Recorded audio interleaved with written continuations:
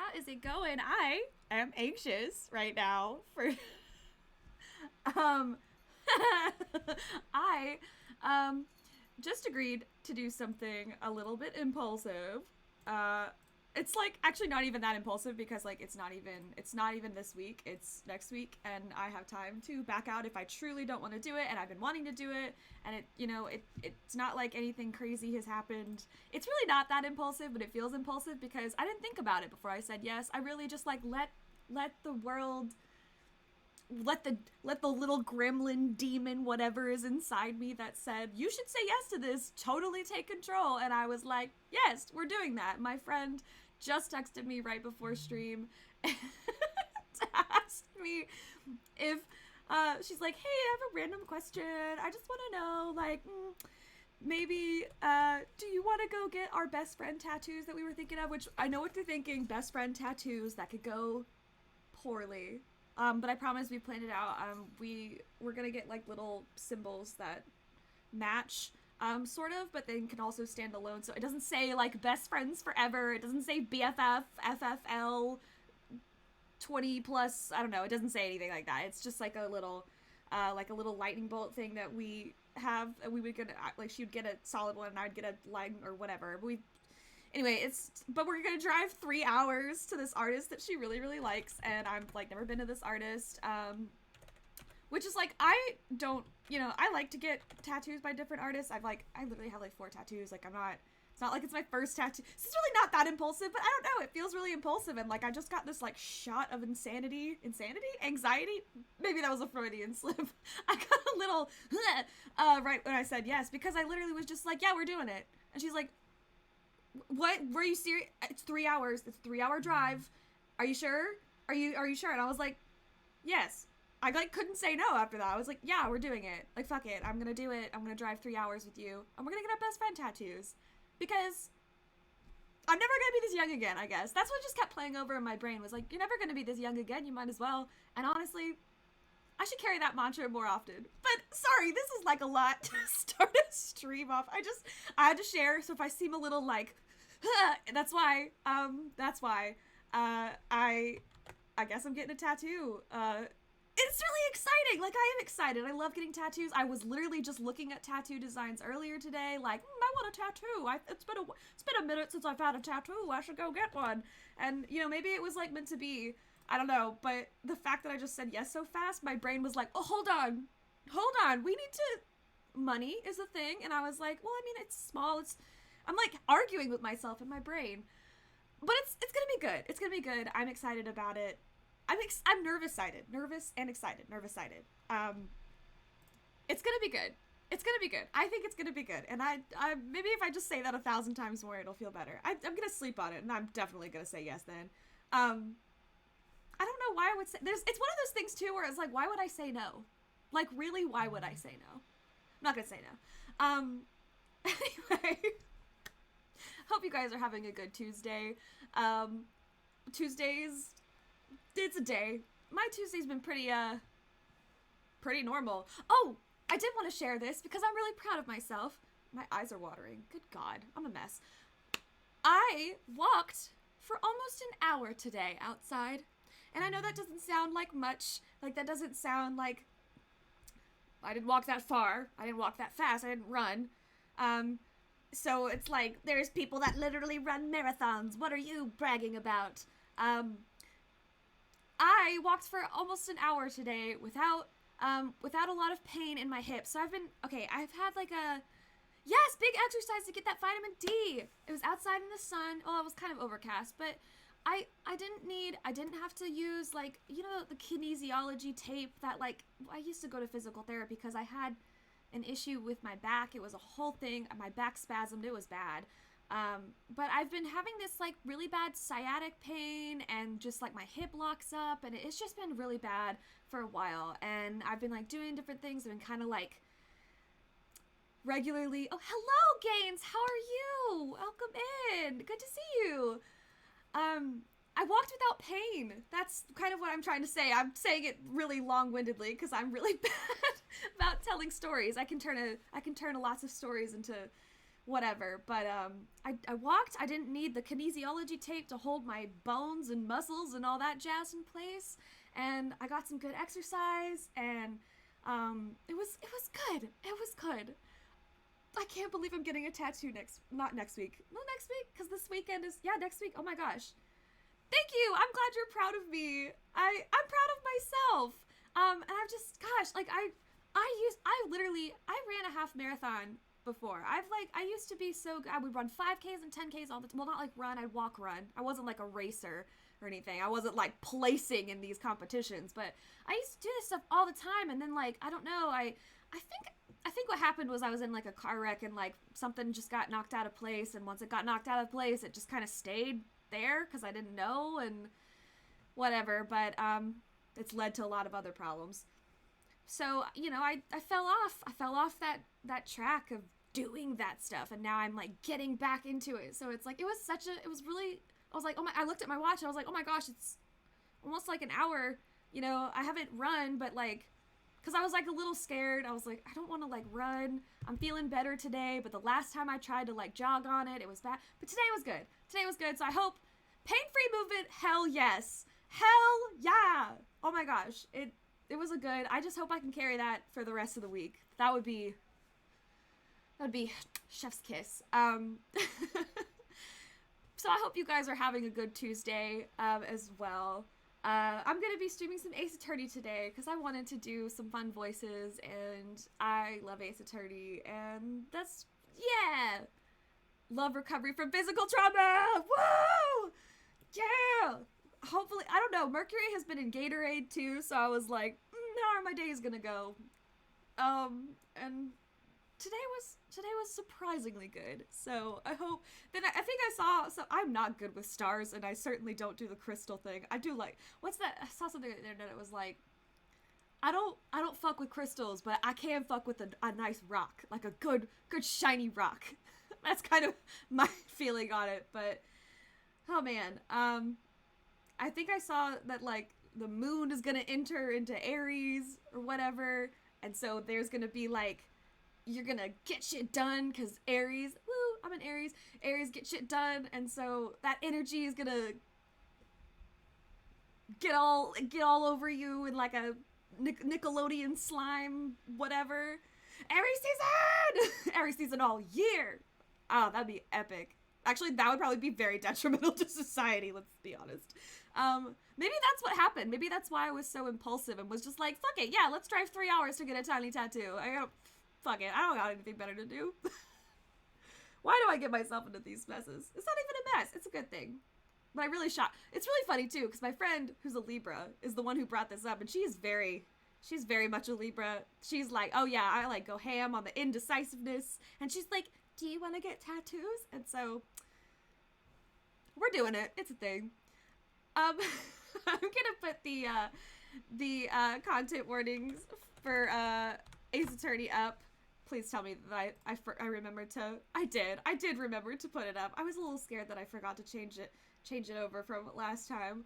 Let me put those up on screen too. Boop boop. I guess this is more for YouTube, the VOD. It's good to have it for the VOD, but also for you guys. Blood, gore, visual and audio, gun violence, animal death. I don't know why I'm saying it excitingly. These are really bad things. Death and suicide, alcohol and substance abuse, domestic violence, self-harm, snakes? I think we're past the snakes, but there were snakes. There were snakes at one point. Anxiety attacks, hospitals, bone breaking, hanging, suffocation, burial alive, anti-Semitism and xenophobia, fat jokes, flashing lights, shaky cam, and claustrophobic scenes. These are all of your warnings. If you at any point need those to be described more specifically with spoilers and all that jazz, you can just type !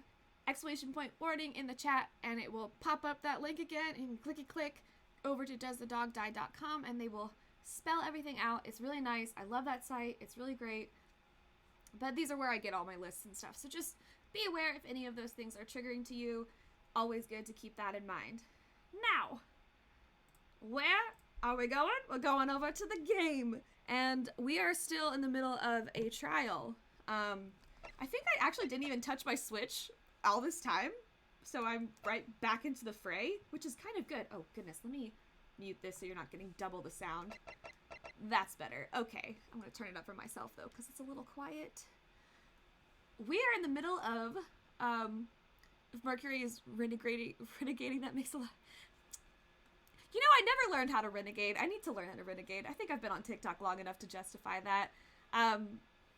Yeah, I hope you haven't been having any tech problems or communication problems. I've heard some stories about the Mercury rollerblading all over the universe and whatnot. It does that. It certainly made sense last night, because I got, like, randomly sick last night, and I had to cut my stream a little short, and I was really upset, because I just got to this cave in Pokemon, and I was, like, melted? Melted your scalpel, and you yes, that absolutely counts. Melted your, how did they, okay, I'm sorry, I know that the contraction of staff is also really bad, and we're gonna talk about that, but melting your scalpel. Are you, like, is it, I thought you were, like, going into the body. Was this person, like, made of lava? I don't know what motion I'm doing here. I guess this is, like, surgery? Amber Sweet is addicted to the knife. Please tell me somebody got that reference, because I hate that movie so much. Oh god. Where were we? Oh, we were talking about, we use flame to sterilize. Okay, see, that makes sense. But I guess sterilize a little too much. Put a little too much sterilization into that little knife there. That's not a word. That's not a phrase. That I'm gonna calm down. Oh my god. Okay, cool beans, I'm glad you got my reference. I hate... Truth be told, I never actually finished watching that movie because I physically could not get through it. I was like, as a musical theater person, I cannot sit idly by. I burnt the blade. Did you get a new one? Or like... The soundtrack is not good. It's questionable at best. Well, you didn't use it, right? Like, well, I guess it's still sterilized. Is it? No, I guess char is not really, if it's like charred, it's not really sterile, is it? I'm not an expert. Oh, that reminds me. This is, it was sterile, so you used it. Okay. I mean, all right. Okay. I'm not gonna question it, anymore, because I'm not a science person.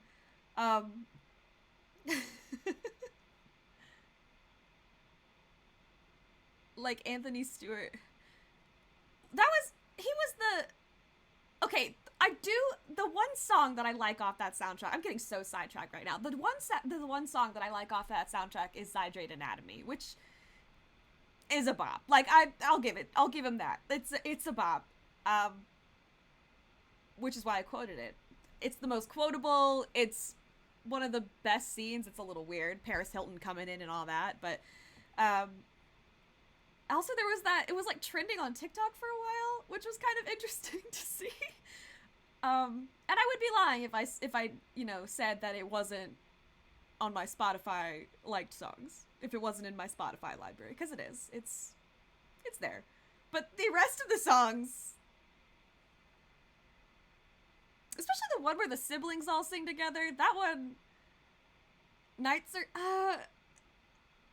I don't remember enough, so I guess maybe I should revisit it. Breakdown songs. What do you mean breakdown songs? Like songs that have, like, steps to them?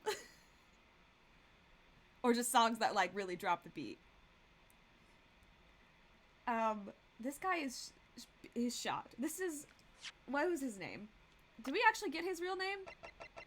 Ashley Graydon was his real name. Like, songs that represent a, okay, yeah. You know, I can get behind that too. There's actually a song from a musical that I like called, it was like an off-Broadway musical called We Are the Tigers, and it's like this musical about this like slumber party of cheerleaders, and like it's a murder mystery, so one of the cheerleaders starts murdering everyone, and you like, but there's the song where like the killer finally confesses, and like the big climax is like the breaking point. It's called The Breakdown. Actually, no, that's not it. It's like a reprise of the song. There's 2 songs that's actually called The Breakdown. I'm getting confused. I also agree that the breaking point of a character is like a good moment. Speaking of a moment, the moment of the shooting. He's going to tell us about the moment of the shooting. What voice did I give him? I think it was really obnoxious. I can't get in my British accent. Sort of British accent. While these ruffians were jostling with the broker, I was still near the entrance to the shop. When the wind baked through Nash over the counter, I felt a sharp pain in my arm. I pursued the man, but he shut himself in the storeroom. I could see him through the peephole in the door, though. Which is why you shot him there. So, I'm going back to my theory that he was shot through the peephole. I'm going back to that, because they were like, yes, this is how it's going. And then we asked Professor Bree about her personal life, and she talked for a lot of the class. I'm sorry! I'll shut up! No, I won't. This is my stream. I can't shut up. I don't want to shut up. Professor Bree, class is in motherfucking session right now. I should not get tenure. That's for damn sure. The accused in a black coat shot the man in the back as he was trying to flee to safety.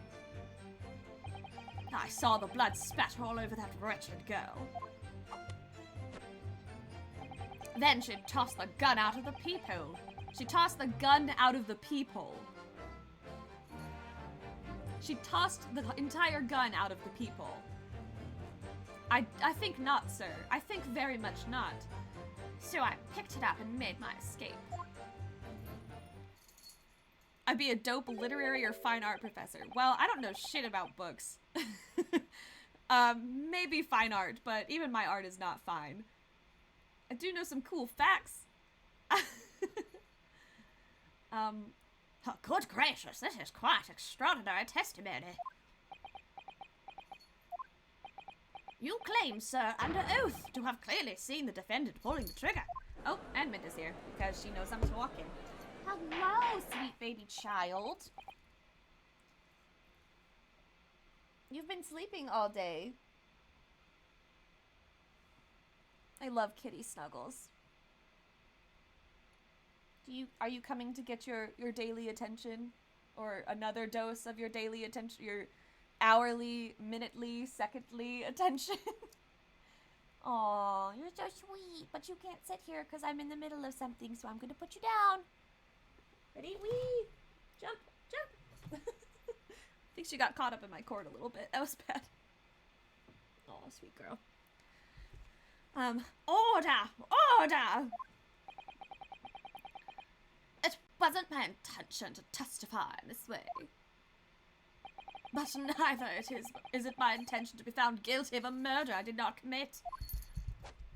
And then he does his dance. Oh, you're back. Okay. You can sit in my lap if you want to try that. Or not. How about you go? Wee. So you see, my hand has been forced. I tell the truth now as an act of self-preservation. You're just like doing your laps, huh? There's just no controlling her. There's just not. Okay, sit right there. You can sit right there. He did the wave. Yeah, he did. His hand was forced into a wave. Because swag, I guess. The truth? Until now, the prosecution was completely unaware of these details. Yes, well, sorry about that. Having shot me in the arm, the pawnbroker was then shot in the back by the accused. And as I said, she was showered in his blood. Gross. Also, not true. My hand being forced when I see everyone else doing it. You just got the vibe, you know? It's viral. No, that's my computer. I know it's warm. I know it's warm and cozy, but you can't sit there. Oh. If I could put you on my shoulders like a little scarf, I would, but you're too big. I used to be able to kind of do that when she was smaller. She's being a menace. You says blood spattered over the accused coat. Are you sure on that point? Oh yes, quite sure. All over the black overcoat that pickpocket girl was wearing at the time. Oh no. Cause see, there is blood on that overcoat, but then I'm gonna have to prove it isn't the blood. Oh gosh. Just realized my stuff was falling. I have to prove that it's not the blood that he thinks, or that he's saying that it is, but I have to prove it without using the blood evidence that I got last time, because last time they were like, we can't use this because this technology hasn't been approved yet, even though it's totally valid. Really? If a coat could somehow be shown to harbor vestiges of blood, that would be conclusive evidence here. Or maybe it's trying to hint that I should be using that evidence, even though they told me I wasn't allowed to use that evidence. Such an investigation is entirely possible, my lord. What? Only very recently, a German scientist has developed a technique to identify human blood. So here's to true science, not some amateurish detective's dubious foray into the world of chemistry. There's nothing dubious about Hurley's work. His ideas are all sound. And it's probably the same exact shit that the German guy's done. Ideas are of no use to us here. In science, as in law, theories must be proven before they stand. Alrighty. In Germany, the technique has already been employed in the courtroom as a basis of evidence. Scotland Yard has a small quantity of the chemical reagent used, with your lordship's permission. Oh my gosh! Is it actually... We could shatter all vestiges of doubt within minutes. Science is just big guessing you right. That's... Well, it's guessing with structure. Because, I mean, statistics is guessing. That's like luck. Statistically, I will have the probability of hitting the bullseye by throwing the darts. Throwing whatever at the wall and seeing what sticks. Well, we know, don't we, that there's blood all over the front of Chili's coat. If they test it with their chemicals... Oh, help, you're right! I was forgetting that happened what happened yesterday. Either it happened or... Yeah. It is what it is, unless it isn't.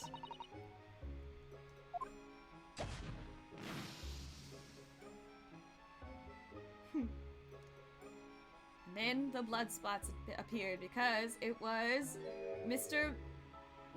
What is it? McGilded?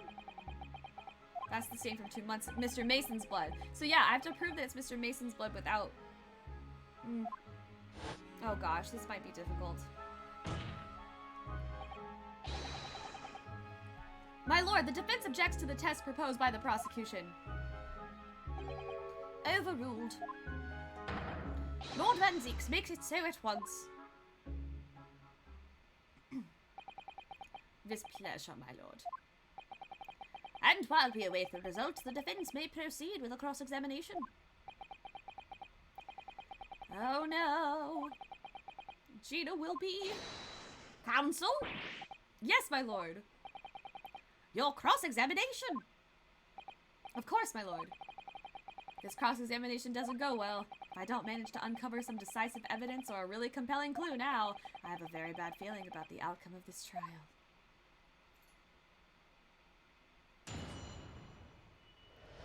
Let's do it.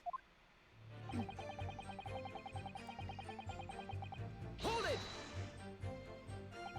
Mr. Windibank emerged from the storeroom, I believe.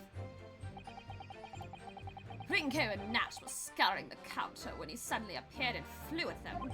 He already had the revolver in his hand. Fortunately, I wasn't too close. I've never been so scared in all me life. Yeah, we're just your regular mild-mannered burglars, that's all. We don't like violence. Says the pair who carry a gun. What do you mean when you say you were near the entrance to the shop? I was in the doorway, running my eyes over the shelves and forfeited items. Looking for the music box, of course. The broker went for Nash in the first place, when Ringo joined in, making it 2 against 1, so I assumed they could handle the situation. But I was wrong. I was trying to help my little bruv, but the old geezer chucked me over the blooming counter. So I pulled me gun on the old fella, and that's who made him scarper. The pair of you setting upon the poor defenseless pawnbroker together, shame on you. Sorry, Gov. Yeah, sorry. Oh my gosh, I just realized I only have 1 penalty left from last time. I better not screw up. Hold it! You mean that's the moment you were shot? Yes, though I didn't immediately realize what had happened, of course. Things crashed to the floor from the counter as the 3 men were brawling. It was at exactly that moment that it happened, so I didn't hear the gunshot. And the bullet went on to strike the calendar in the wall behind you. So it would appear. When I looked at my arm, I saw it was bleeding badly, so I wrapped my handkerchief around it. Seeing as I couldn't explain what had happened to a doctor, I had no choice but to wait for it to heal. I didn't imagine it would still be bleeding 2 days later. There was a bullet in your arm, my guy. Did Mr. Vengerbank intend to shoot you, do you say? Well, now I don't imagine he even noticed I was there, to be honest. Perhaps the gun went off accidentally. Anyway, it didn't quite strike home. When I pulled my gun on him, he tried to shove me out of the way. And then he scarpered through that door out back. At which point, what did you do?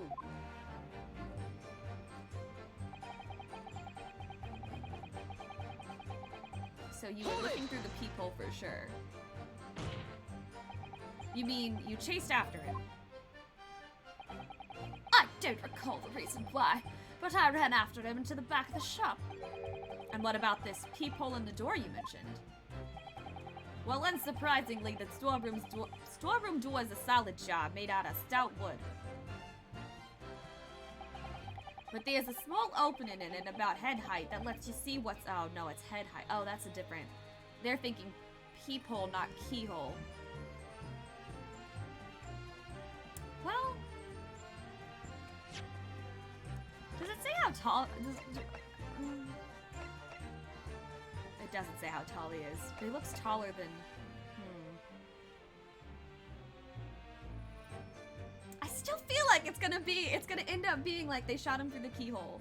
I still feel like I feel it in my bones. But I've been wrong before, so who knows? But there's a small opening in it about head height that lets you see what's what in there from the outside. Actually, I should know that, shouldn't I? I looked through it myself that night.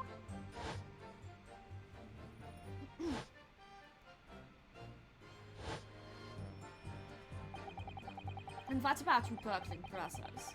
Did you see what went on through the peephole as well? Not likely, Gov. Didn't see nothing of the sort. I doubt these 2 buffoons were even aware of the peephole's existence. So the Skulkin brothers were there, but they didn't see the killing of Mr. Windibank take place. Inside the storeroom, I could see the broker and that young girl standing there. The defendant? Yes, though neither of them noticed I was looking.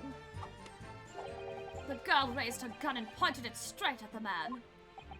And then, what did you see next?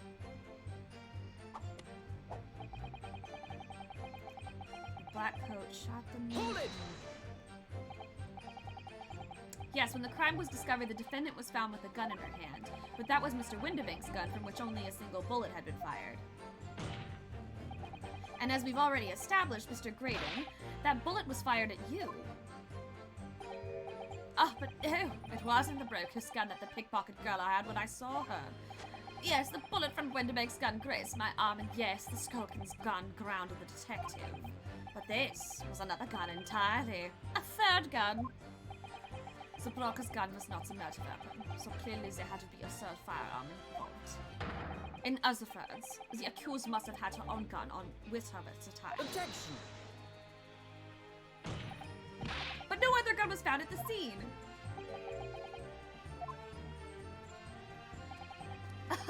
Call yourself counsel.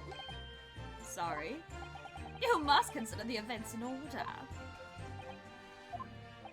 At first, I saw the broker and the girl glaring at each other, but then all of a sudden, the broker turned to run. And it was at that moment when I did the wave, and it was quite a party. No, I'm just kidding. That the little gutter rat shot him in the back. A chilling image, I must say.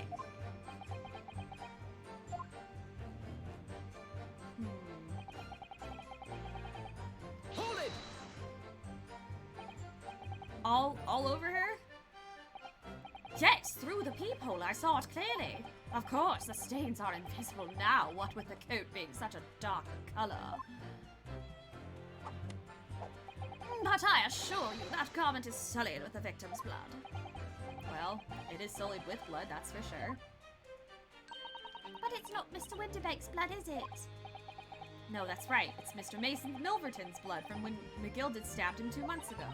It's so annoying. If they only accept Hurley's chemical analysis, we could prove that. But they won't, so unfortunately we can't use it as evidence to support our case. So, okay, it's definitely telling me do not use that evidence right now. Because it'll probably end up as a penalty if I use it. Bother. What are you, Winnie the Pooh?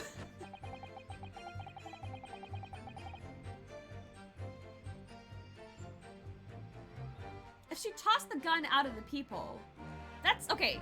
That's wrong. That part is definitely wrong. Wait, picked it up and made. So you would have the gun on you. Hold it! Did I hear you correctly? She threw the gun out of the room. That's right. After the broker fell to the floor, she started walking over. Over where exactly? In the direction of the storeroom door to where I was watching. Of course, I quickly retreated and then the girl dropped the gun through the peephole onto the floor on my side of the door. But why on earth would she do such a thing? I couldn't tell you. Perhaps she was hoping to distance herself from the murder weapon. Without thinking, I went and picked it up. I suppose I was worried about just leaving it there in case any more tragedies took place. Yes, I just saw a murder happen with this gun. I'm gonna take it. No one in their right mind, no one in their wrong mind would do that. So it was you, in fact, who took the third gun from the crime scene? Yes, it was yours truly. So where is it? I left the clear up to my lackeys and left. Clear up. We made a bit of a mess around the counter, so Mr. Whistle and Flute Ear told us to tidy up. He thinks he's our blooming mum sometimes. But I'm paying you enough, by God! Tell me, Mr. Graydon, when you left the pawnbrokery that night, was it by any chance with the second disc in your jacket pocket? Like a little toe rag! Did he just call him a toe rag? You're like a bull at a gate, aren't you? You have something to say. Oh! Oh my goodness. Somebody. Excuse me. Oh. Gentlemen!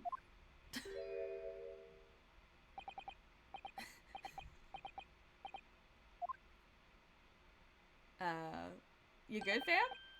Something wrong, sunshine? That should be my line. You do realize you were just violently shaking Mr. Skulkin. Blimey, this D's a bit of a hooligan, ain't he? What's going on just now? You saw me grab me whistle. Why the blazes, he said. Didn't you mention the third gun when we got down to the station? And why didn't you? Because we didn't know nothing about it, or that flaming peephole in the door. Sorry about that. I can be prone to losing my react sometimes. Not hurt, are ya? Go on, blimey, see the way he's looking at me, I'm telling ya. This D gives me the willies. That was strange. The inspector doesn't normally get quite as worked up as that. He wouldn't normally grab someone, or would he? No, that wasn't like Grexy at all. He's normally all sweetness and light, no matter what I say to him. Well, yeah, well, I think you might be a special case, Iris. Well, anyway, that was definitely out of character. Yeah, your fish and chips are numbered, buddy. You acting sus. Oh gosh, who is this? The bailiff? Oh, Requesting your lordship's permission to interrupt the cross-examination. explain yourself, officer. I have the results of the test that was ordered earlier, my lord. Ah, the blood on the accused overcoat. Thank you, officer. Very well. The cross-examination is hereby temporarily suspended. I presume you have no objection, counsel. No, my lord. This is bad, this is bad, this is bad. Well, there you have it. The report, please, Inspector. Yes, sir. Oh, no. Traces of human blood were found on the overcoat of the defendant, Miss Gina Lestrade. From the extent of the stains, it would appear that they were the result of spattering following a gunshot wound. Nah. End of report. Goodness me!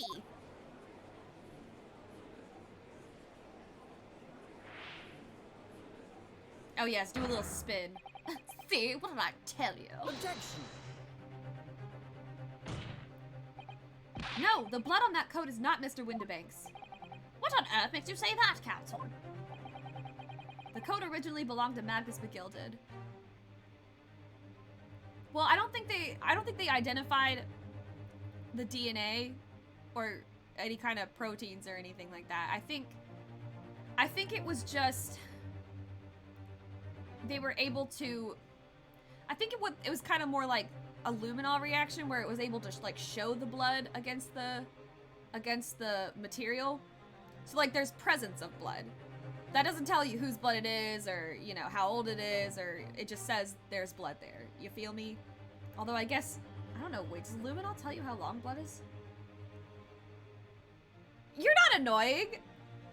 That was a totally valid question, because, I mean, I guess that's how they came up with this whole conundrum here, because it's back in this day they didn't have DNA analysis.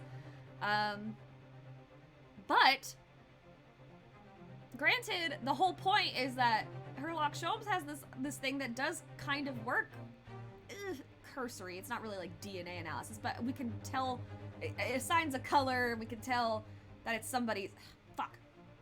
As long as you compare it to a sample that you do know. But damn it, I can't use that evidence.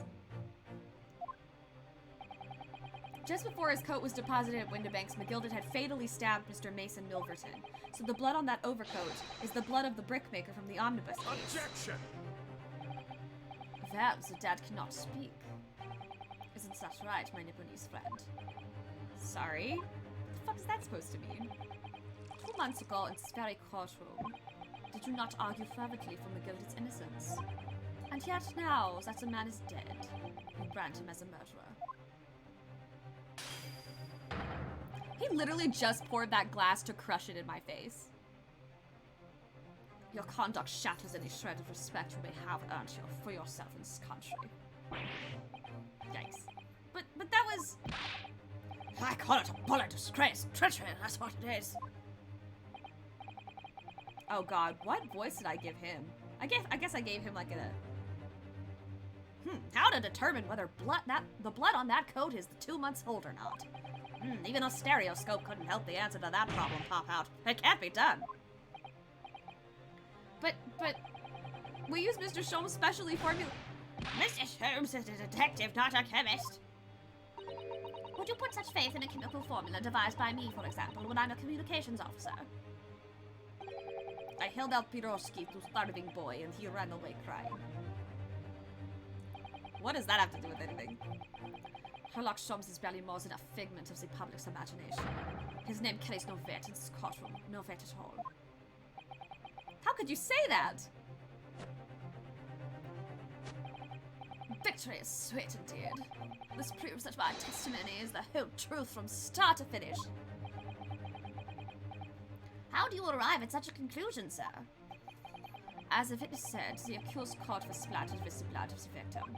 The only way Mr. Grady could possibly have known that fact is if he saw it happen. In other words, his testimony is solid and the conclusion is singular.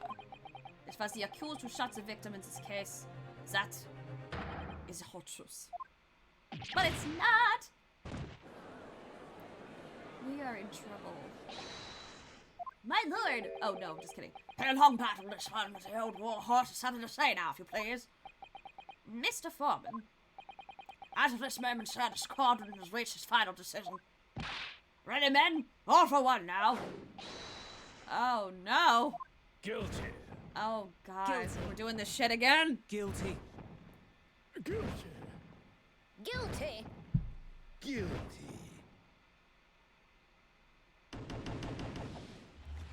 Oh my god, why? Why we gotta do this shit again? This is like the third time in this case that we've had to go through this. Well, it would appear the ladies and gentlemen of the jury have reached a unanimous verdict for the third time in a row.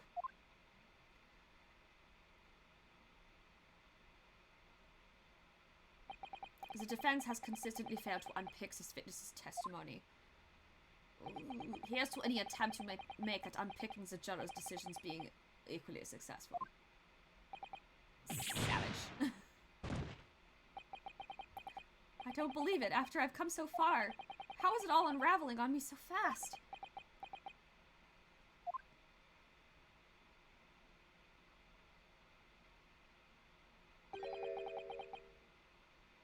Who is this?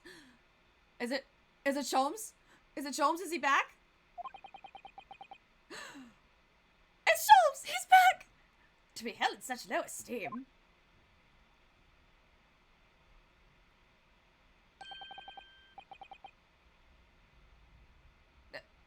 What? Pardon? Oh my god, is he dressed as the bailiff? Wait, what? I don't know whose voice I should I do the bailiff's voice or should I do Sholmes' voice? I think it's Sholmes. It's gotta be Sholmes, right? He's gotta have his big comeback, right? After being shot-ish. He wasn't really shot. He was shot at, but he wasn't shot. I feel like, well, oh, that's semantics. Wouldn't you agree, Mr. Donahoe? Officer!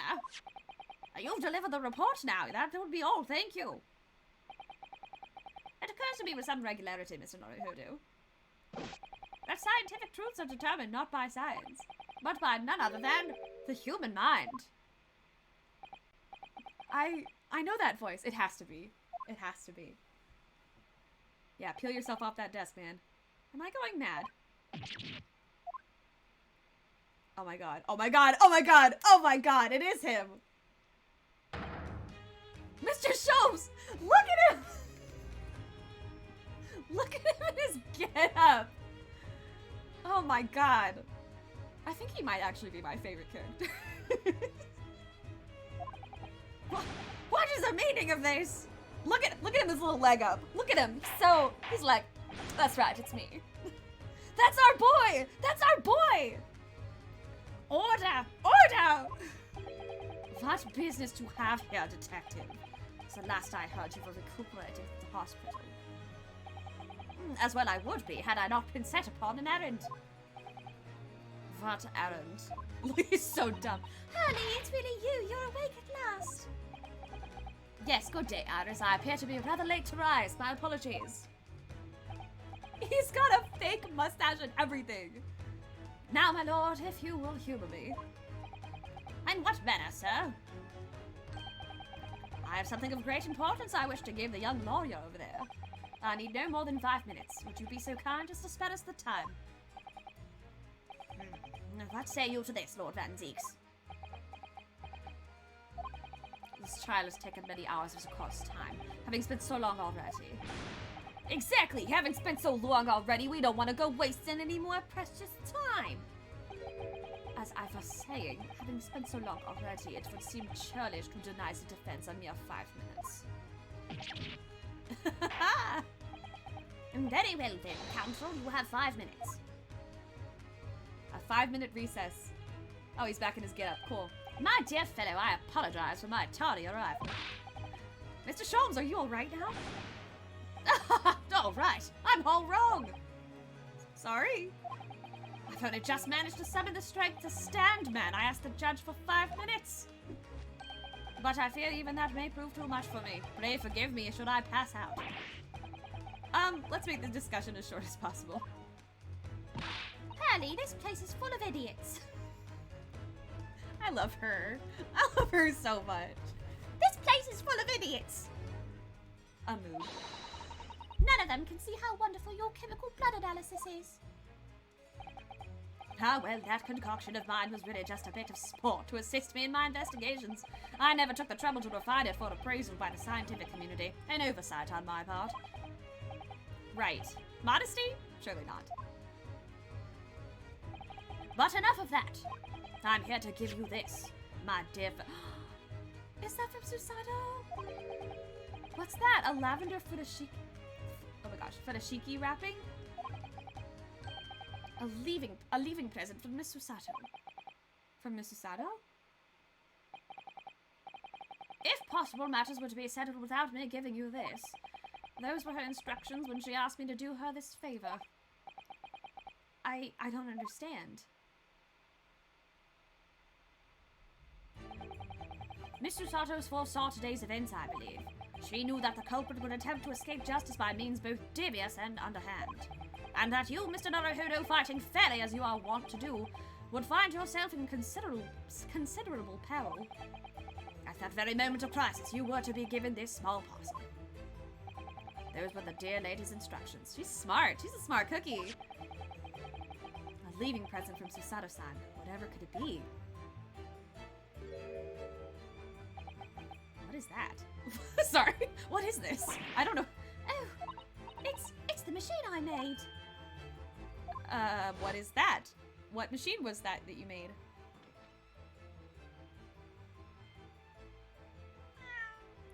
Kitty! Oh! Oh my god, this thing? What is that? I call it the cat flapper mat. It can make a cat flap for a little funny friend like Waggy in seconds. So it wasn't through the keyhole. There's a new little flap that got made, and that's how he shot the... I was on the right track, though. What's Susie up to? Miss Susato muttered the following words before she left.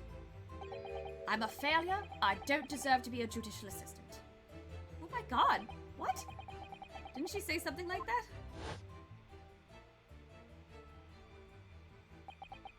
You really are the best judicial assistant in the world. Well, that's extremely flattering. But I'm sorry to say that I've been a complete failure.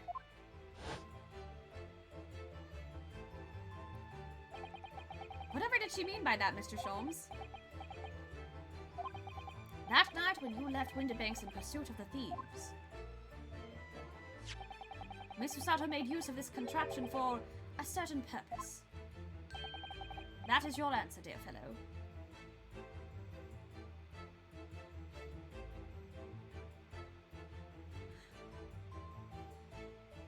Did she hide the murder weapon somewhere?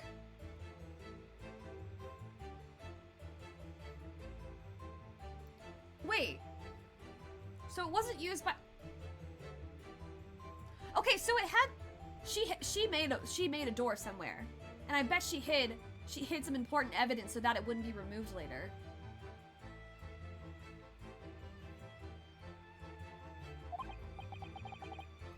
Not at all cryptic then. Susato-san used this cat flapper mat that night. But why? Oh boy.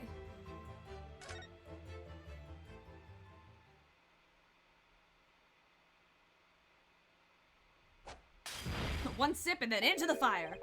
Your 5 minutes is over. That's not his voice, but whatever. We're out of time already? 5 minutes flies, doesn't it?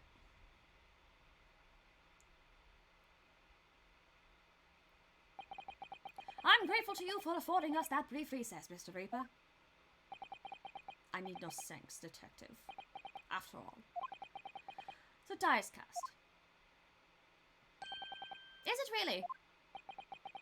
The jurors are unanimous in their leanings. No doubt my learned friend would consider a summation examination.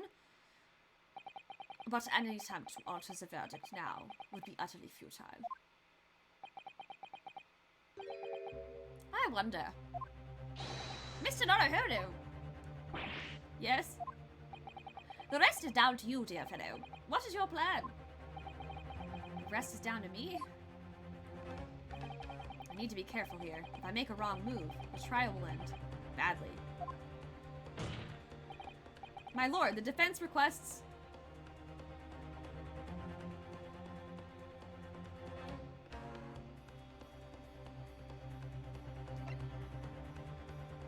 further cross-examination? Hold on. Can I mean, it's letting me access the court record, which means I can probably examine this.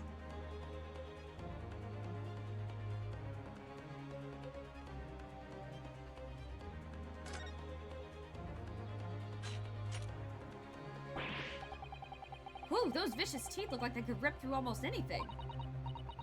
They're good, aren't they? They're made of a special alloy I developed for this job. The cutter rotates 10 times per... Oh my gosh. The cutter rotates 10 times per second, so it can get through any kind of door in no time at all. That's terrifying. And if it were to be used as a weapon, that's really brutal. And what are the two parts at the top there? Oh, those are for attaching hinges to the section of the door that gets cut out. Right, of course. Nothing can match this machine for power. It can make mincemeat of even the toughest of doors. Again, that's terrifying.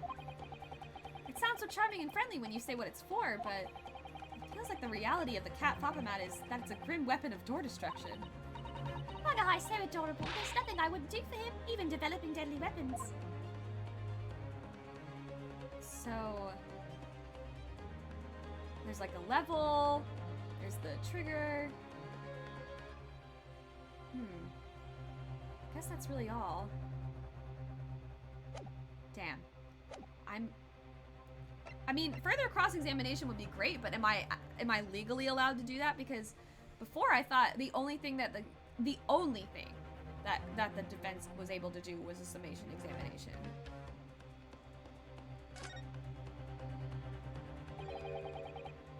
Objection!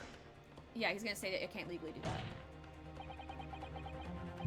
The jurors have... Oh my gosh. The jurors have spoken. Protocol dictates that you may not cross-examine a new witness now. Objection! The defense is not asking for the cross-examination of a new witness, rather to continue with one of an existing witness. Ah, okay, so technicality. It would appear that a rather important detail has escaped your attention, Mr. Reaper.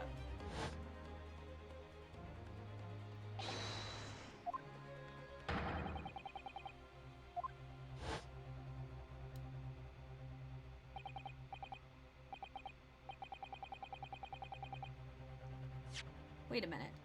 Did I get a chance to actually observe? Wait, I didn't get that piece of... Never mind. I was thinking of that, the report of the blood.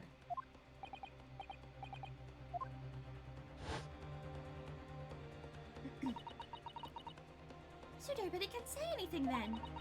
If Bruno asked to resume his cross-examination of Mr. Graydon... The court is obliged to allow it. This is absurd.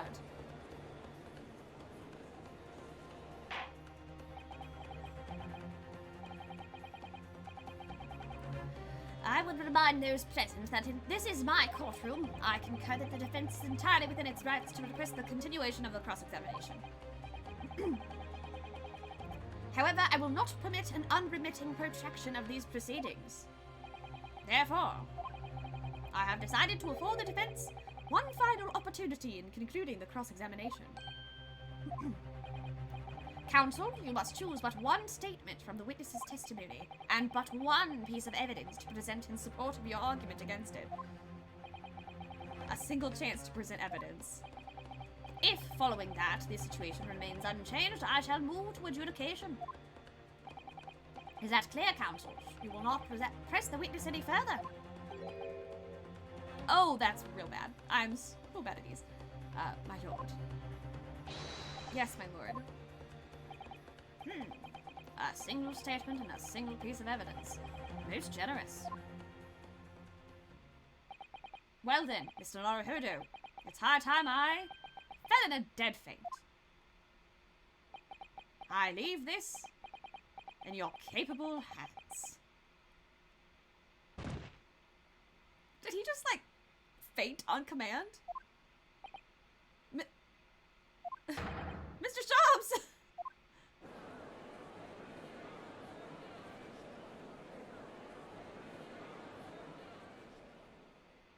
I will simply pass away. To stand so in What? Okay, I gotta Google this. I'm dumb. I gotta Google insouciantly.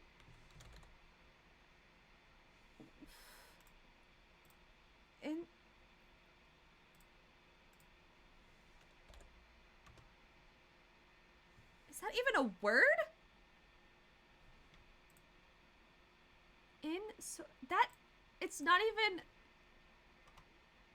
It's not even coming up as a word.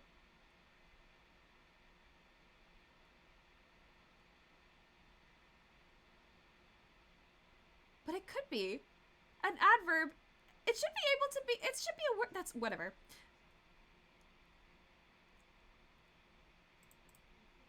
Insouciant. It is insouciant. Insouciantly. Showing, it's an adjective. Well, I guess adverb if you know, ly. Adverb, showing a casual lack of concern. Indifferent. Insouciant. Insouciant. To stand so insouciantly before the court in a state of such high fever. Got insouciant with your mom. Oh, got him. Got insouciant with your mom last night. So insouciant. I learned so many words from this game. Either the man has extraordinary strength of mind or extraordinary lack of feeling. I imagine he's feeling very little now, as a detective is sleeping soundly in one of the antechambers. Strike a man when he's down, why don't you? Well then, counsel, are you fully prepared? Yes. One statement, one piece of evidence. I won't let Mr. Sholmes down, or Iris. I will probably let them down. And I won't waste this final chance that Susanna-san has given me. This is going to decide the entire outcome of the trial. Very well then, under the terms I have outlined, you may resume the cross-examination.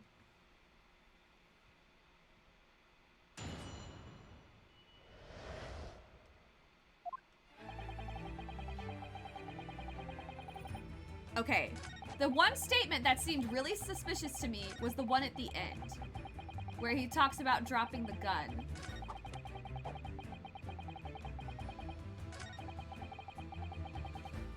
So that's the one I'm gonna...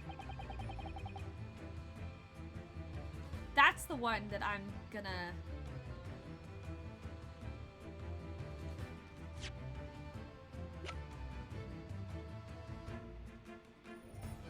Objection! Oh, thank God. They made it super obvious. What on earth is that eccentric contraption, counsel?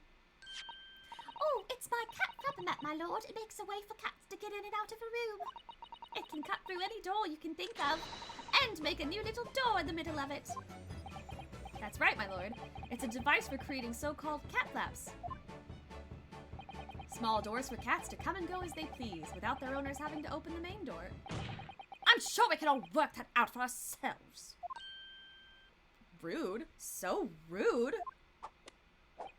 But that cat lover's contrivance has no possible relevance to the case. Oh, really? Of course it doesn't. To start with, there's no cat flap at the pawnbroker's door. Not being a keeper of a cats myself, I'm afraid I fail to see what this has to do with the matter at hand.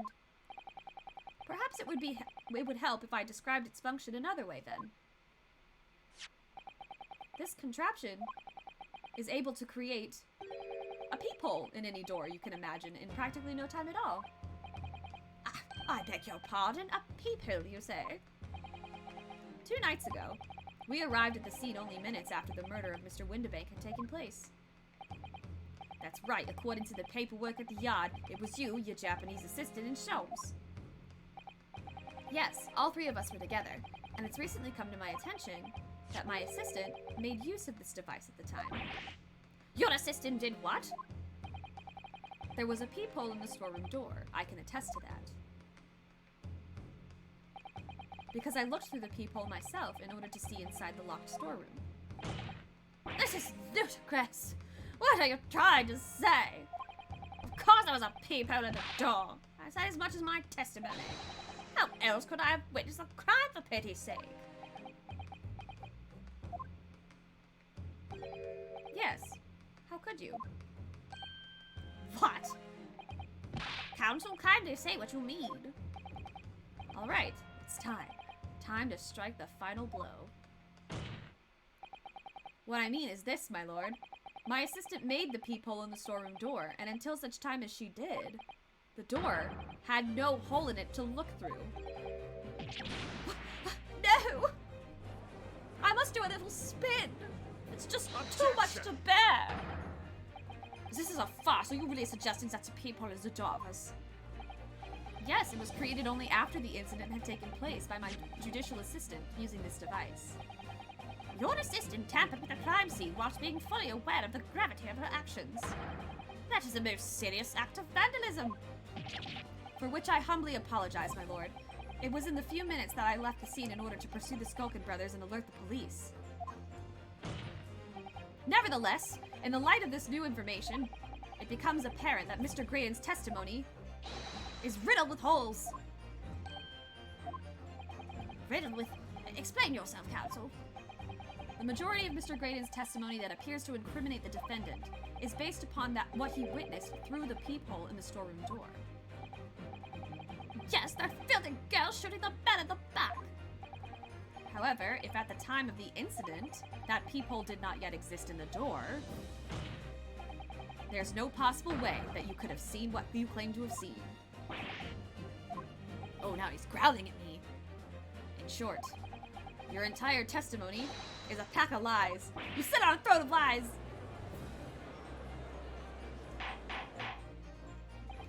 Order! Order! Order! Is there any credence to this revelation? Objection! None whatsoever, as my learned friend will surely realize. Exactly! This is just some chick trick designed to discredit me. I'm afraid not, sir. Of course it is! Do you seriously expect the people to believe that plaything can cut through a solid wooden door? Oh yes, I designed it to be very powerful. It can cut through even the toughest of doors. That's absurd! I don't believe it for a second. I had a feeling you'd say that. What? Waggy, cooey, time for dinner. Oh my god, she made one in the oh my god, look at the kitty! Baby! He's wearing a little bow tie! I'm gonna cry. Well, Oh my god, he was wearing a little bow tie! Young lady, this is the Old Bailey. One does not make a cat flap in the oak paneling of the Old Bailey. I'm not done yet, don't worry. This doesn't mean that the peephole in the store. You know what? I finally realized what one of the other people that he reminds me of. He gives really big Malfoy energy. Draco Malfoy energy. Like, I bet if he changed his color scheme around a little bit, it'd be like solid Draco Malfoy. Like, I kind of want him to say, Joining the ballet, Potter. This doesn't mean that the peephole in the storeroom door at Windibanks was made by your machine. If there's no way you can prove that it was. no, but it's easy. What? The cat flaps my cat flapping that creates are all of a fixed size. Drizzy Miffy, as I call him, Drizzy Miffy.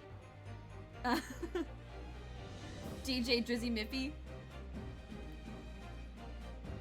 And the dimensions of the peephole at Winterbake's are an exact match. Oh, Silky's lost for words. Excellent work, Iris. Thank you. And now it's my learned student friend's turn to be lost for words, I feel. I believe your judicial assistant has already left the country for your Eastern Island home. Well, yes, that's true. Then you may have some difficulty in establishing all of the facts. For the sake of argument, let us assume the peephole has dimensions that are a perfect fit for this contraption. In that case, when was the peephole cut? The prosecution demands proof of your answer. What is the purpose of your line of inquiry, Lord Anziques?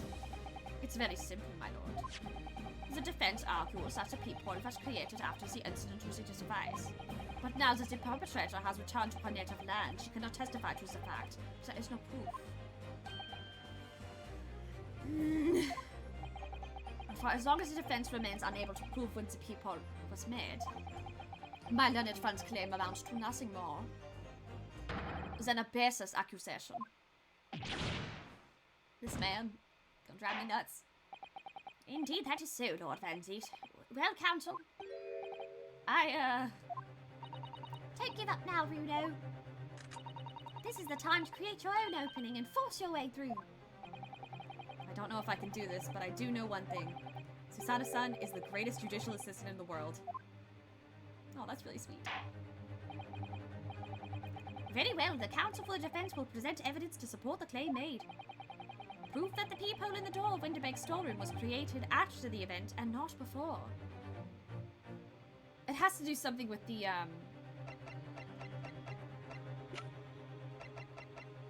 It's gotta be the pictures.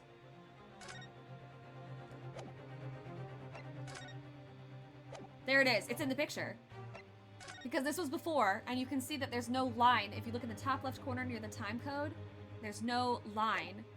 But if you look at it here, you can see it. But it's not there in this one. Take that! Take that. Take that, motherfucker! What are you? A print from that detective's infernal cameras again. My judicial assistant, Miss Susato Mikotoba, is an extremely intelligent and capable woman. Damn right she is!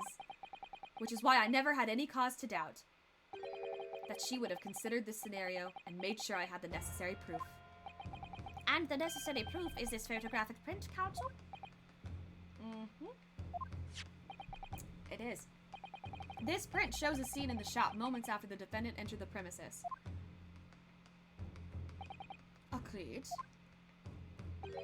And it also shows the accused mercilessly wielding a gun in the direction of the defenseless broker. But, more to the point, it pictures the storeroom door in the background. Let me see that print again. I don't believe it. This really is quite remarkable, the door to the storeroom.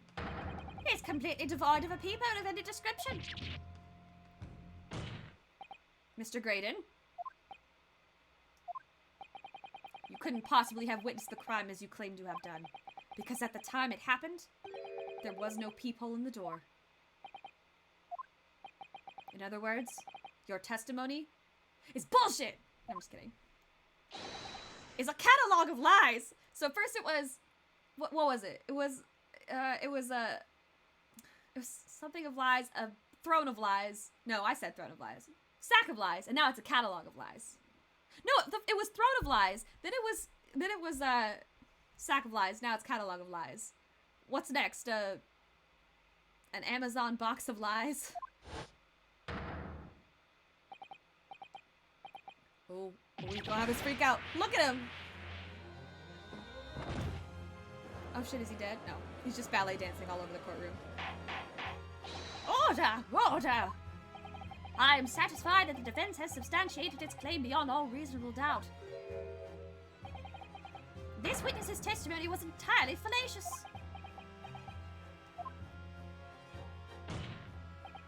that's not the only thing we know beyond our reasonable doubt. My learned friend's assistant's guilt can no longer be denied. The woman tampered with the crime scene. She did. She tampered with. That's why she's a failure. But more importantly, good lord, there's more, Lord Van Zeeks. The defense may have established a reprehensible instance of perjury. That I did, but that is no proof that this man is the victim's killer. Oh my god, it never ends. Yes, that's right. What? I was there at the scene, it's true. I was shot in the arm, it's true. But that's all. Yes, in fact, if you look at the circumstances. Oh, his hair's all falling down now. I am the victim here. Oh, please. No! I don't believe this. But they're right, as it stands now. I don't have any definitive proof that he is the culprit. Still, he can't worm his way out of it now. Iris? You know what they say. There's no point locking the cat's door after the cat is bolted. Really? That's what they say? What? I've never heard anybody say that. Isn't that right, Runo? Also, can we have the cat come back in? I love watching him with his little bow tie. It's just a cute little kitten. As Hurley always says, one lie begets another. No, wait, that might have been a line I wrote for him in one of my stories. It's true, though. Well, no matter who said it first, you're right. Mr. Graydon, not only did you give false testimony to the court, but the lies you told make no sense. Make no sense? What do you mean by such a remark? What you said in your testimony reveals that you know something you shouldn't have known. In other words, there is a fundamental inconsistency in your statements. But... Objection! This is provocative talk, counsel. Want to enlighten the court, explain this alleged inconsistency. Iris was right. I was right. Iris was right. One lie begets another. The inconsistency is revealed by the lies in the witnesses' statements. They show that Mr. Graydon had knowledge of something he shouldn't have known anything about, namely...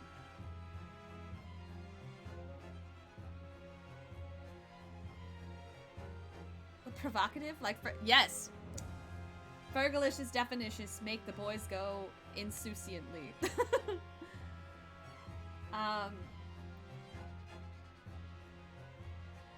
Okay, let's logic through this.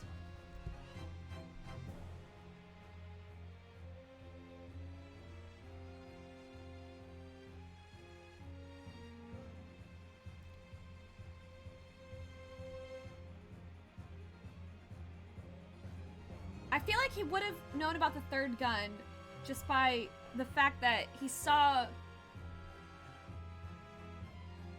Oh, shit. Oh, God. Okay. So we just established that he shouldn't have known anything about the peephole because it wasn't there.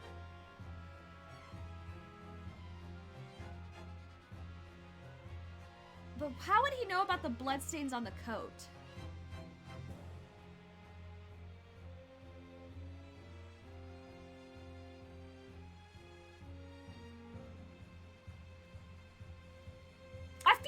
These could be argued, but my gut is... I can't even really articulate it. I can't really explain it, but my gut is telling me it's the bloodstains on the coat. So I'm like gonna... Oh god, if I'm wrong, then I'm wrong, but... I mean, was that just a lucky...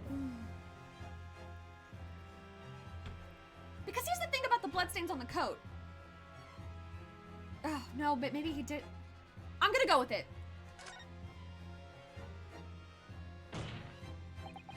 The bloodstains that were present on Miss Lestrade's coat. Oh, shit. That's right. The victim's blood splattered all over him when she shot him. But how could you possibly have known that? Obviously, because I saw her do it through the peephole in the... Okay, so was that... The point is not that you lied in your testimony, Mr. Graydon. It's the nature of the lie you concocted that is... See, that's it. He knew about the people, like, that...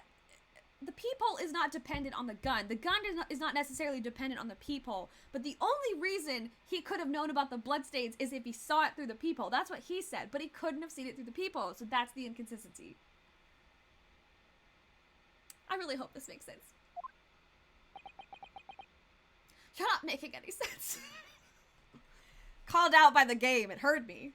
You're not making any sense. Although fuck you. I make dollars, not cents. I'm like the least cool person I know. Truly, I am the least cool person I know. Ugh. Then let me ask you a simple question. How is it, Mr. Graydon, that you knew of the existence of the peephole in the storeroom door? What? Well, obviously ooh. Has the cat got your tongue, witness? The peephole in the door was made after the incident occurred. And once I returned to the shop, having failed to catch the 2 burglars, Scotland Yard's investigators arrived immediately. Since that time, the police have been at Windibanks constantly, carrying out their investigation. Isn't that right, Inspector Gregson? Well, yes, of course. The place is chock full of pawned articles, and my lads have to thoroughly examine them all. And so I gave the order to have officers working round the clock in shifts so we get through it all. And consequently, there's no way that you, Mr. Graydon, could have gained access to the shop. Therefore, you should have known nothing about the peephole in the storeroom door. So the fact that its existence forms the basis of your testimony is completely inexplicable. Objection! And yet, the fact remains that Mr. Graydon did maintain that he witnessed a crime take place through the peephole in the door. How on earth is that possible? Oh, who is this? Could I have a word, please, Lord Van Zeeks? Speak, Inspector. It's just that I really ought to be getting back to the station now to put in my report. There's really nothing more I can add to this testimony, so if it's all the same to you, permission denied. Ooh! Something's happening. Oh. It's not all the same to me, Inspector. Not at all. You will remain exactly where you are until this trial concludes. You acting sussy! Of course, sir. Mr. Graydon. You shouldn't have known about the existence of that peephole. Which can only mean that you must have been informed about it by somebody else. So wait, if I had selected peephole, would it have done this anyway? Was that one of those questions that I really can't get it wrong because there's 2 right answers or 3 right answers? Objection! Stop there, my learned friend. You realize, I trust, that the words you just uttered have extremely serious implications. Yes. But the defense believes that the details about the case that Mr. Graydon claims to have seen must have been revealed to him by a certain person before his testimony. And in fact, considering a particular clue we have, there's really only one person that could be. Who is the person in question, counsel? Who gave this witness details of the crime scene to facilitate his false testimony?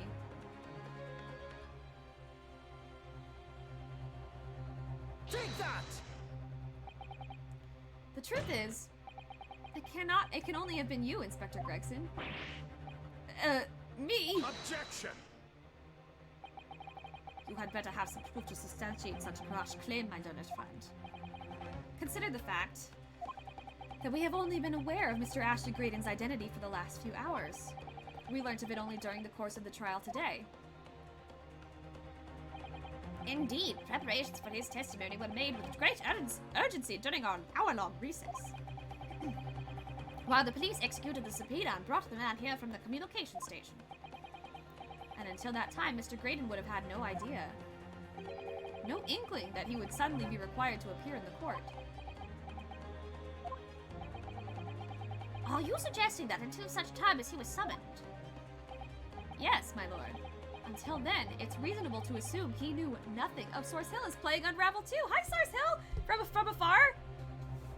I bet that game's fun. That's on my backlog. It's reasonable to assume he knew nothing of the people. It was only once Mr. Graydon was in the stand that he realized his position. That he would have to defend himself against the accusation that he was the third intruder. Your suggestion was a court, that it was while this trial was in progress that he received the information. So that he could commit perjury in order to save his skin. Because they were whispering. They were whispering at some point, I believe, if I remember correctly. And that's probably when it happened. And the only person with knowledge of the investigation that he had any contact with is you, Inspector Gregson. This is a blooming outrage. Why would I be giving away details of our investigation to this fella, eh? I was summoned to his lordship's chambers during the recess in any case. Had you forgotten that? Quite true. I had a number of questions regarding the events that transpired at the pawnbrokery. Which means... the first time these two laid eyes on one another was after the proceedings resumed following the recess. Since then, they've been in full view of the stand, where such illicit discussions couldn't possibly have occurred. But they were whispering. Oh, I've just remembered something, Bruno. What is it, Iris? There was one time before, wasn't there? I think it was when Ginny was testifying. Oh yes, now that you mention it. When the bailiff was dispatched to retrieve McGilda's music box from the scene of the crime. That's it! It was during that testimony. I remember finding it strange at the time. See? They were whispering. Mr. Graydon and the inspector seemed to be having some kind of secret discussion.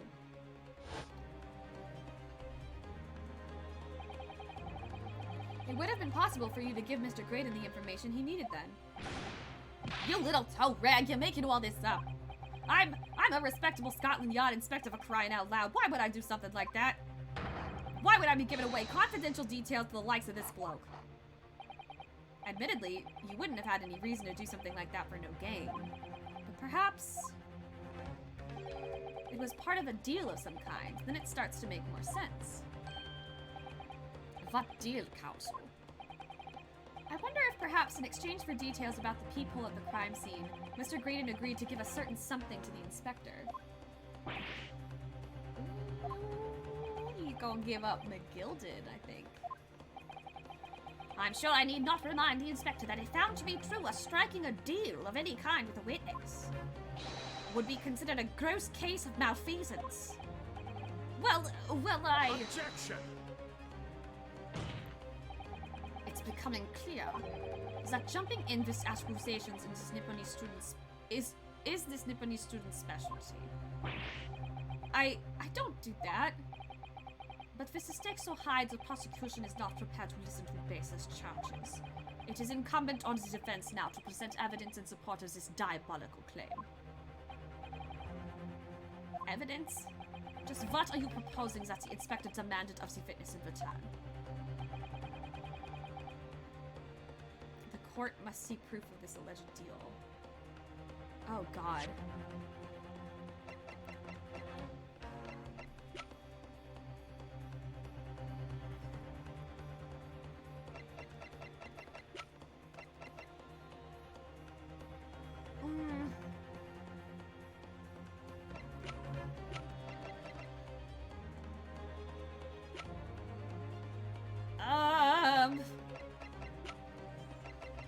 The third weapon? The second disc? I'm trying to think.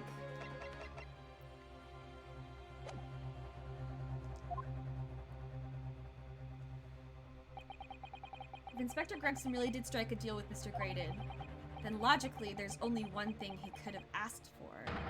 That must be it. You want to tell me? You want to maybe tell me? Bruno, do you think it could be... Oh, Carol's online. Hi, Carol. Yes. It's the missing link that would join all the dots together in this puzzle. I must press you for an answer now, Counsel. What evidence explains the nature of the alleged deal that Inspector Gregson made with the witness? Oh shit, I don't know.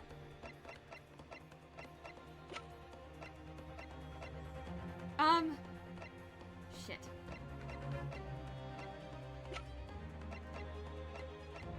Okay, it also doesn't help that I really need to go to the bathroom. So I'm going to just, real quick, I'm gonna run and I'm gonna come back. I'm not even gonna do my be right back screen. I will literally just be right back. So just hold tight. Enjoy the music. Help me think of this. I gotta go. I'll be right back.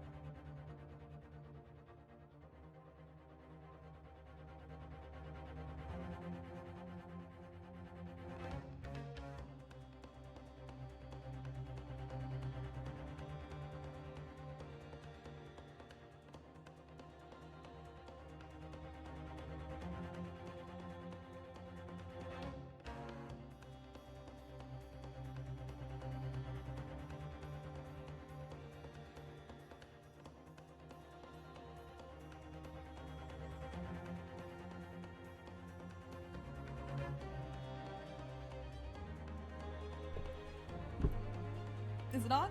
It's on. Okay, so. He had to make a deal for something.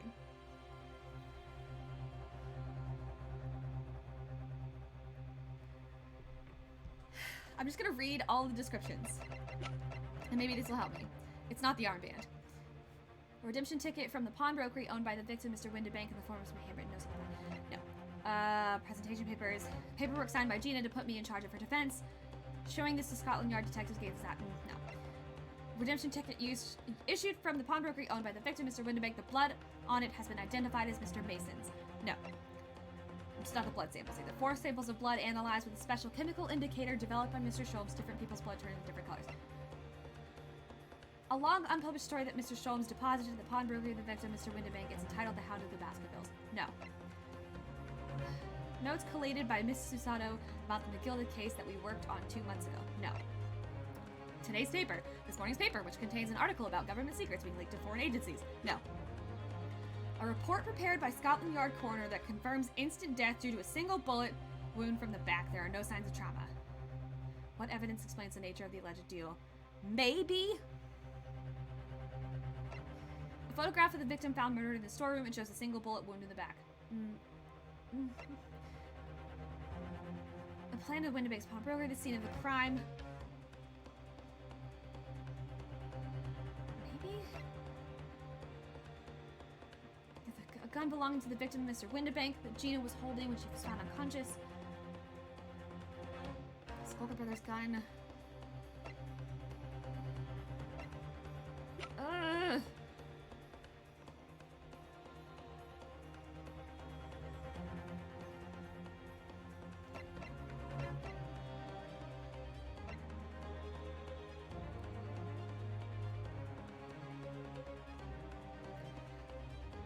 I feel like it's the music box. I'm just gonna go with it. Take that! Oh, thank God the music stopped. It was right. That was the only thing that made sense. Inspector Gregson. Besides this murder, is it not true that you've been working on another very important case? What are you getting at now, Sunshine? Is it possible that this other top secret case is what's alluded to in this newspaper article here? The classified secrets being leaked overseas from the Ministry of Justice? How the bleeding Nora could you? We discovered during the course of this trial the music box deposited at Windibanks by Magnus McGilded. A special music box designed to play 2 discs at once. It would seem very likely now that encoded on the pair of discs that were in McGilded's possession are the leaked classified secrets.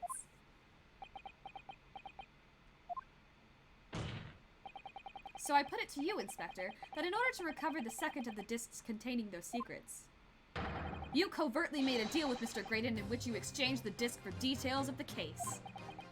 You little... Oh, that's bad. That's real bad. Order! On the day of the incident, when we met you at Windibanks, you said this.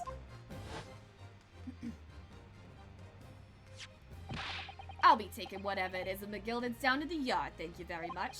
So we hand it over. No, don't give it to him. It's mine, that is. Oh, Kyle's playing Pokemon Home. Hi, Kyle. Pokemon Home? I'm sorry, miss, but anything belonging to McGilded has to be taken in as evidence now. Scotland Yard already knew at the time. What up, Kyle? What the fuck is up, Kyle? Kyle's a good friend of mine. Scotland Yard already knew at the time, isn't that right? That Magnus McGilded was involved in the stealing of government secrets. My orders were recover the medium used to convey the secrets leaked from the ministry. And do it on the QT. Strictly hush-hush. And that explains why. Me and Kyle chill. And that explains why when I presented his disc as evidence to the court. You objected so heavily, I presume. Because you knew that it contained highly confidential information. Blimey, not likely. I mean, I wasn't that sure of it myself. I realized that there was a possibility, that's all. Inspector, surely you're not saying that in order to acquire the second of these music box discs, you indeed reveal confidential details of the crime scene to the witness? To aid and abet this man in giving false testimony? There's no other way that Mr. Graydon could have known of the existence of the peephole. It's the only explanation. A deal was struck between these 2 men. Oh, they're both freaking out. Objection! Oh my god. What now? If, and I stress if, this sobering assertion turns out to be founded in truth, it would mean that the second disc is, as we speak, here in this very courtroom. Wait, what? In this room? How could you possibly make a claim like that? Because Inspector Gregson is a Scotland Yard detective. What? What's that supposed to mean, eh? As a seasoned policeman, the inspector will have approached this alleged deal with caution. Certainly he would not have accepted a gentleman's agreement in this matter. No, he would have insisted on having the article agreed upon in the palm of his hand. The good gracious, then, you mean to say? Inspector Gregson oh my gosh. Inspector Gregson already has the item in question in his possession. He has the second disc actually on his person. Yes! Yes. The defense demands that the inspector is searched at once. Definitely. They could only have struck a deal with each other when Jenny was testifying before. And Grexy hasn't moved from the witness stand since.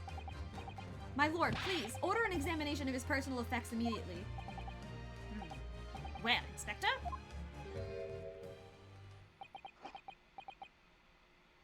You either turn out your pockets or we fucking grab them.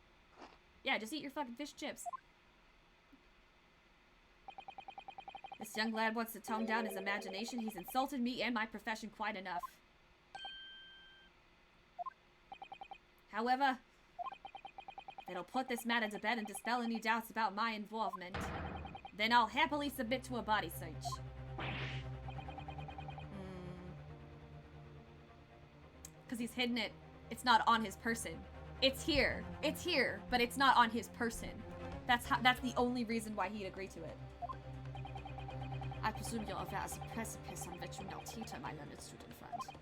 You've made a most serious allegation against Scotland Yard here. You'll happily search his body. Oh, his bot, like, looted? Like, when he's dead? Wait. This could go one of two ways.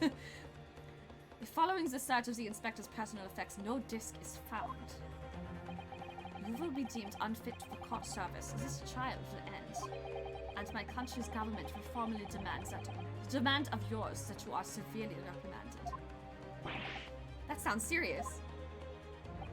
Indeed. To have a visiting student make such a defamatory remarks about our country's most senior police force is not something Her Majesty's government will be able to overlook.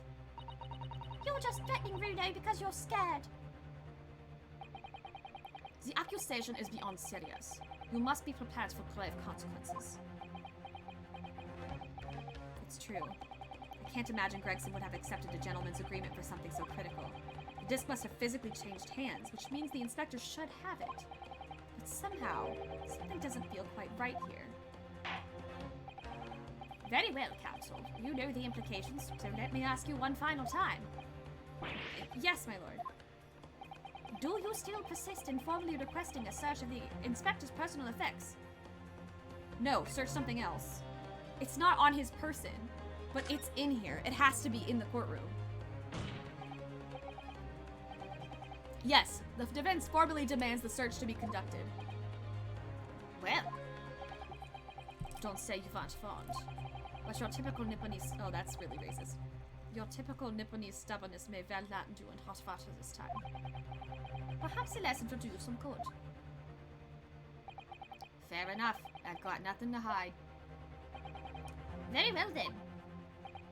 Bailiff, conduct a search of the inspector's personal effects, please. Yeah. Your racism sense is on point, because that was racist. The defense demands a search, but not of Inspector Gregson. What? Now what's all this? I'm the one you're accusing, aren't I? I thought you wanted to search me. No, Inspector, not you. Somebody else. What's the meaning of all this, eh? Lost it at last, have you, Sunshine? The court shouldn't have to put up with this nonsense. You're being completely irrational.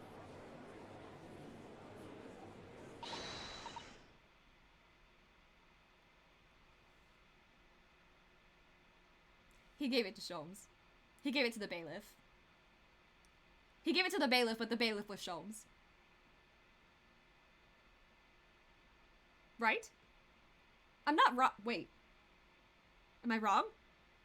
Surely I'm not. Wait, hold on. I'm doubting myself now. Be quiet, all of you. Is it? It's Sholmes again, right? It's Sholmes. Oh no. Runo's doing what you all told him to do and having the courage of his convictions. So you should respect that and listen to what he has to say in good faith. Because that's the British way.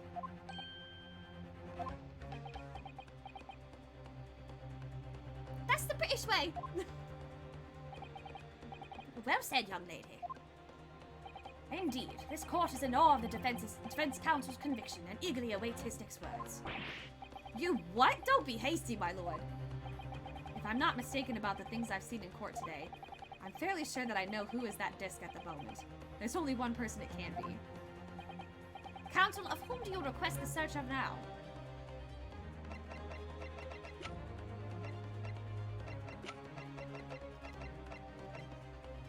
It's Sholmes, right? Like it has to be.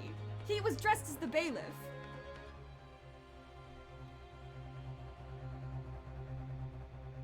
I'm nervous. I feel like I'm gonna be wrong.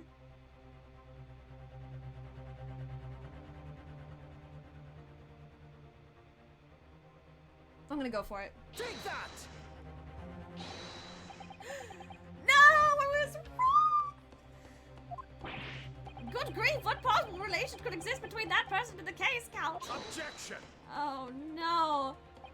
Oh no! It would seem my Nipponese friend does not understand the gravity of requesting such a search. And the defense counsel's aim is humiliation. Perhaps this would give him a taste of his own medicine. Oh no! The penalty! It hurts! Oh god! I'm dead! Oh, thank you, counsel. I've seen enough. I failed.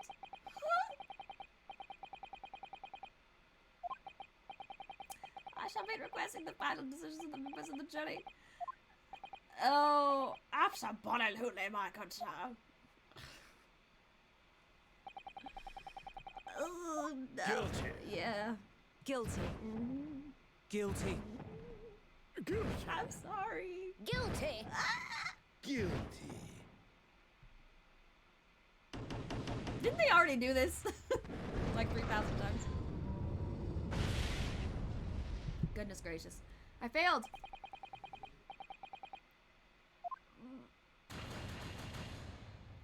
No, Gina, no! No.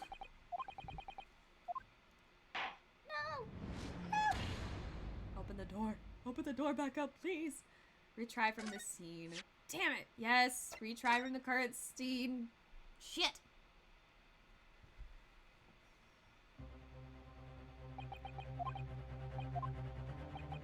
At least I have... Okay, so it's not Sholmes. If it's not Inspector Gregson...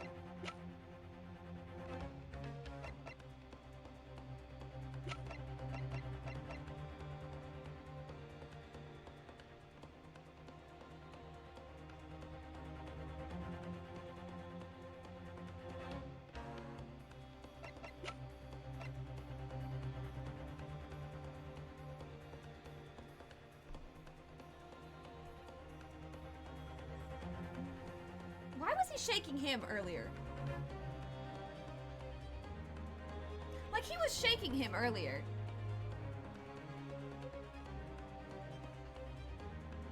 Because he was like, he grabbed me. He, you know. Take that! I was right! The music stopped because oh my god. I was right. Mr. Nash Skulkin. Well, I never. Me? Him? I tell you, boy. Me? Oh my god, they did such a good job with these animations. They really just like flourish. It's great. Anyway, Very well then, bailiff. Restrain the witness and conduct a thorough search of his personal effects. please, my lord. Inspector? Scotland Yard, has to object to this search. Objection. Why? Why though? If you're innocent, why though? Unfortunately for you, Inspector, your objections carry no weight here. In this courtroom, only the prosecution and the defense have the authority to object. That has literally never been true in an Ace Attorney game. Everybody fucking objects in Ace Attorney games. The witness, other witnesses, the assistant. I think the judges even objected at one point. Well, I had to check my memory on that one. But fucking everybody objects. From the gallery, from the fucking street, from... Everybody objects. Come on. That's never been true. I get what you're saying, but like, let's be real. But Lord Van Zeeks, I have no idea what forces are in place that might influence your actions. But personally, I have no intention of obstructing the course of this trial. Bailiff, carry out your search. Now hold on a mo. I did know nothing.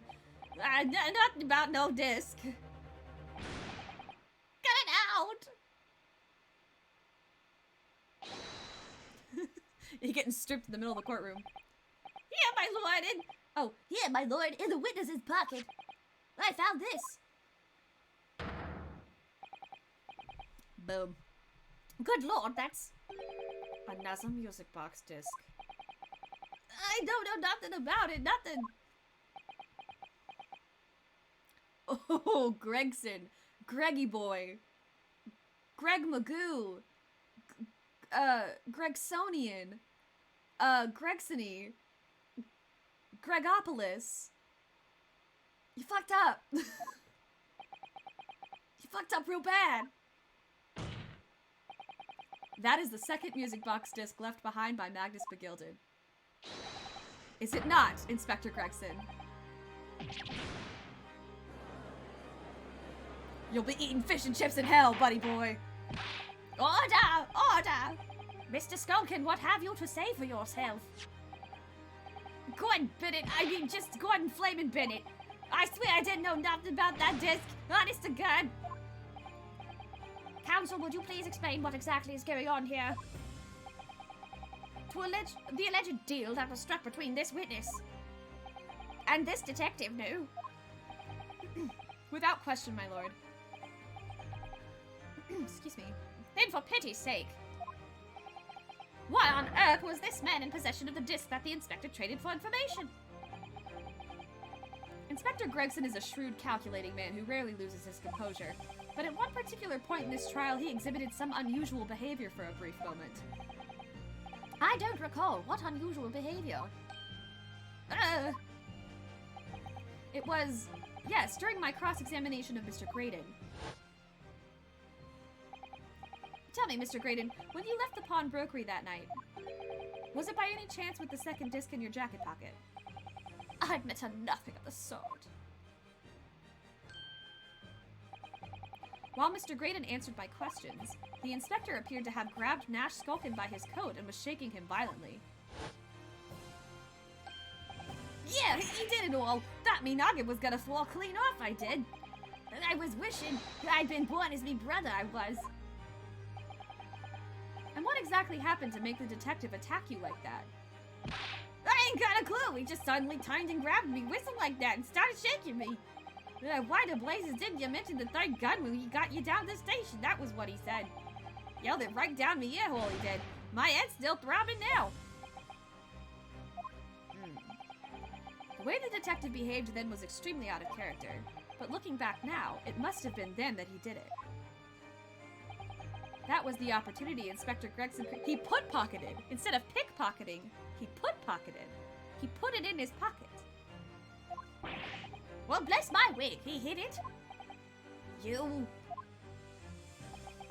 But I'm afraid I failed to comprehend the motive here. If the detective had acquired the disc he was after, why on earth would he then proceed to hide it in another man's pocket? This is a court of law. He could have submitted an item as evidence. It would appear, my lord, that the inspector was not at liberty to do that. Why ever not? As the man himself revealed earlier, his current assignment has some special conditions. My orders were recover the medium used to convey the secrets leaked from the ministry, and do it on the QT, strictly hush-hush.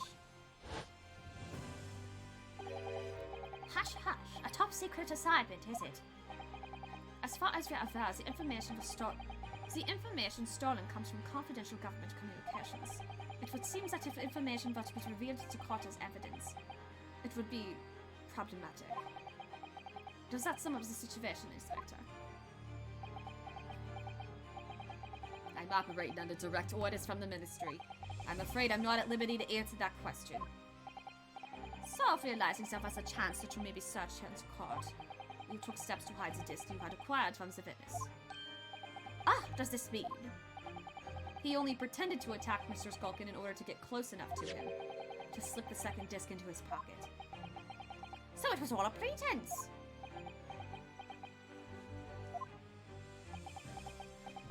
Smart man. Clever.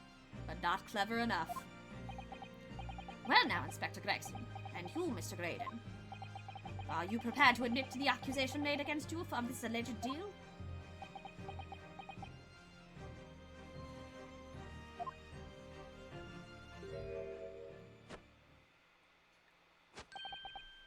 Admit to it. Yours truly. Please. Mr. Graydon. Clearly our Eastern visitors and uncommonly active imagination. However, there's no proof that I passed that disc to the inspector. Objection. But then, how do you explain the reason why you knew about the peephole? I'm under no obligation to explain. What? Yes, I lied in my testimony. That I admit, so sentence me accordingly. But that is all I admit. Murder, leaking government secrets, striking a deal with a detective. All of it is just this young Eastern man's fancy. I have no idea what any of that is about. You what?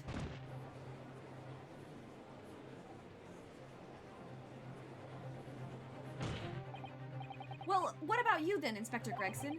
Do you admit to making a deal with Mr. Graydon in order to acquire the disc? Ladies and gents of the jury, as a Scotland Yard inspector, I will declare this and nothing more. I am acting in the best interests of the country. Whatever I've done, it's been in the name of justice. So, as members of the public of this fine country, I'd like to think that justice will be your guiding light when you're making your decisions. Hi there. This is quite a quandary indeed. Rarely have I encountered such extraordinary tumultuousness in the concluding of a trial. Nevertheless, in the absence of any further evidence to be presented, I believe it is time that we put the matter of the jury for their final leanings. Well, now, as a fellow servant of Queen Country, I must say I sympathize with the old inspector. Yes, he's a dependable man, I'm quite sure. In service, one becomes a good judge of character. Even crossing your eyes doesn't help when it comes to looking at this case. It's all blurred to me. Well, as a fellow professional, I'd like to put my faith in the detective, really. Graydon is highly skilled operator. Stop. Currently in presence of idol. Stop. Detective is very much trust and ice. More than this, I cannot say. I don't believe it. These 6 jurors they're going to believe Gregson. If they declare their decision now... Is Judy going to be found guilty?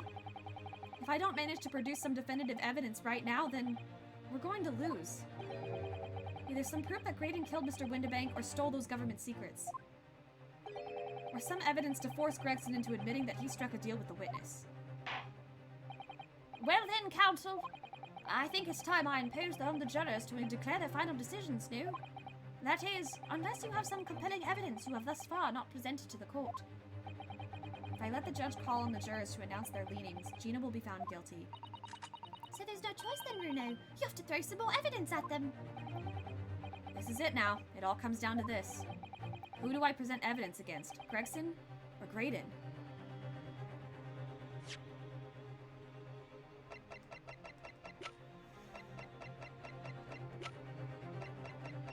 Oh shit, this is hard. Okay, so I have to prove...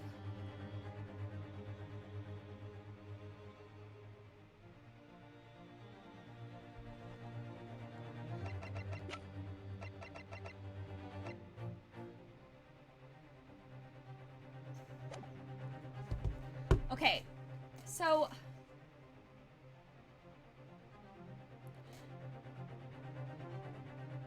I have to prove that Graydon, something with the second disc, that he knew about leaking government secrets. No. Oh god, I'm confused now.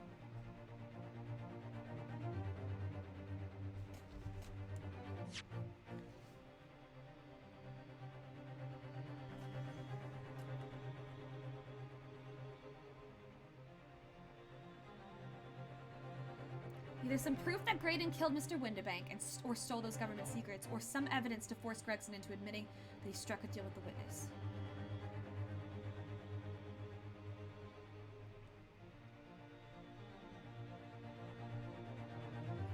Do I have evidence to force Inspector Gregson into admitting that he struck a deal?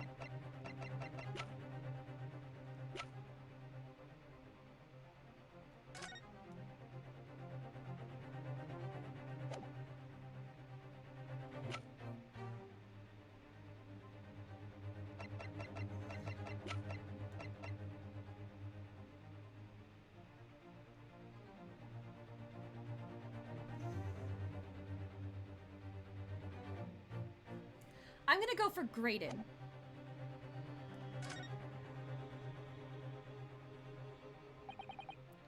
Mr. Graydon, there is one final piece of evidence I would like you to see. You misguided fool. Whatever you tend to show me now, you'll be wasting your time. I've nothing left to lose. I assure you, I will admit to nothing. This is my last chance. It looks like I'm going to have to force his hand here. One final piece of evidence to get him to admit to the deal he clearly struck in the stand.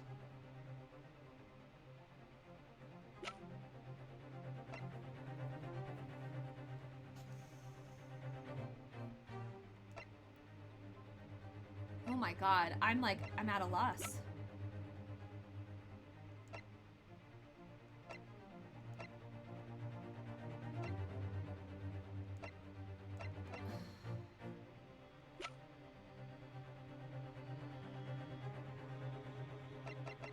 One final piece of evidence to get him to admit to the deal he struck in the stand.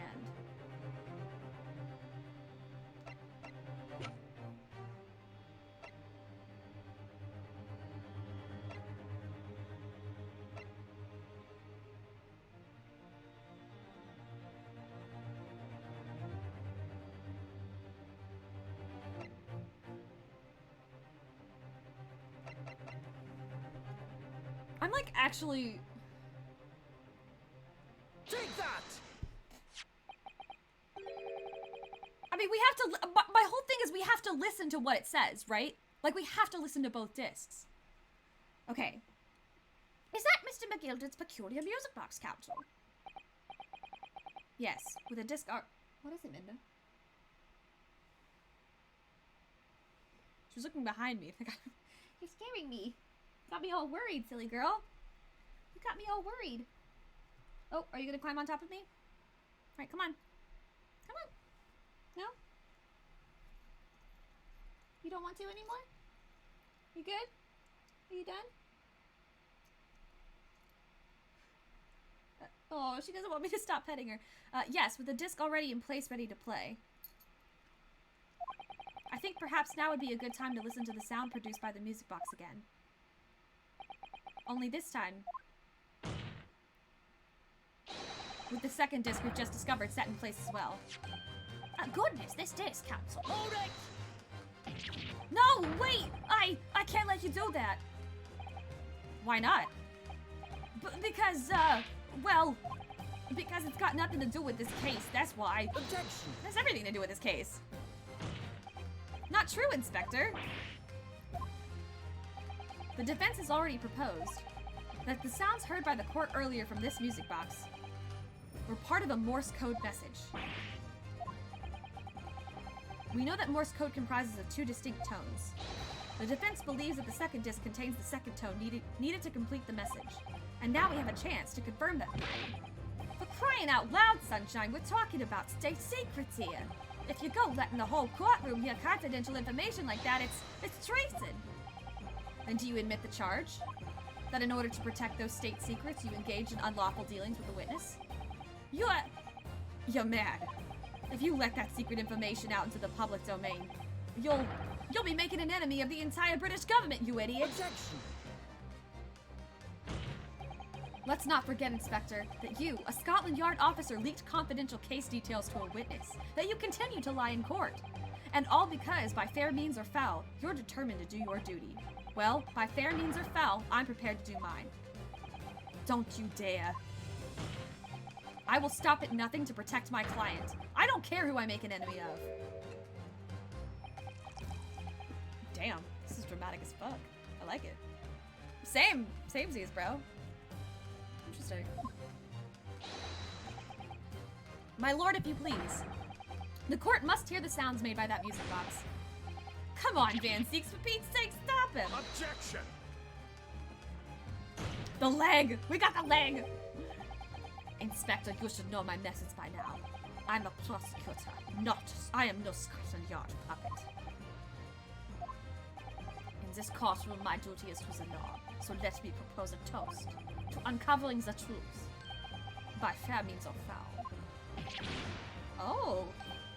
Damn. That was a little on our side.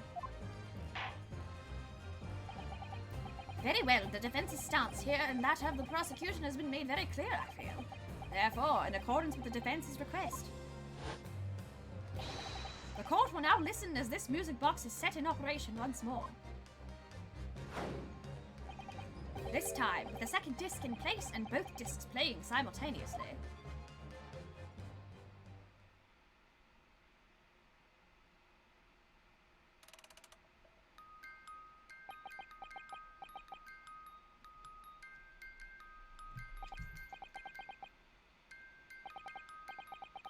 It's unmistakable now. It's Morse code.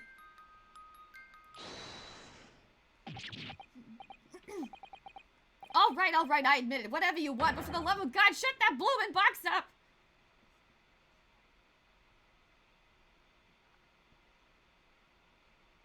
Alright, Morse code lady, you gonna tell us?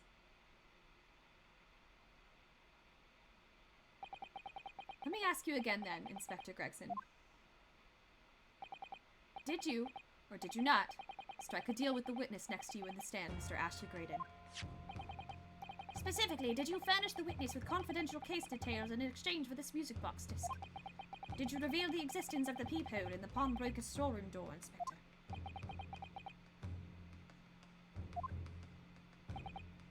I did. Stop! What are you doing, man? It's all exactly like the young Eastern lawyer said. When the trial resumed after the recess and we were stood here in the stand together, that's when he approached me with the deal. Shut up, you imbecile! Shut up! Psst, you there. You're the detective who turned up the pawnbroker the other day, aren't you? I know something you're looking for, Inspector. With me at this very moment. So how about a trade? I suggest you accept. Or information that may make certain individuals uncomfortable. Soon become very public indeed. I couldn't let that information become public knowledge. Not under any circumstances.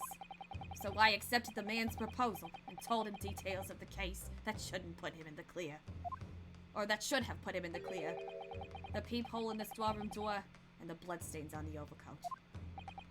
By giving false testimony, this witness intended to have the defendant wrongly accused of murder. Inspector, you knew that. Yet you still revealed those details to facilitate the witness's perjury. I did. But then it turned out the peephole had only been made that night after the incident took place. Scotland Yard wasn't aware of that, and if I'm perfectly honest. Well, Mr. Graydon, what do you have to say for yourself? There's nothing and no one left for you to hide behind. You struck a deal with the inspector in order to escape conviction of a very serious crime, namely this. You are the third intruder who broke into the pawnbrokery on the night in question. And you perpetrated the murder of the proprietor, Mr. Pop Windebank. You! Oh, shit. Traitor! Oh my god, he's gonna try to kill this man? Oh my god! Gregson! Oh my god! Bailiff, restrain that man! At once! Oh my god, he tried to kill the inspector! That's it then. It's all over.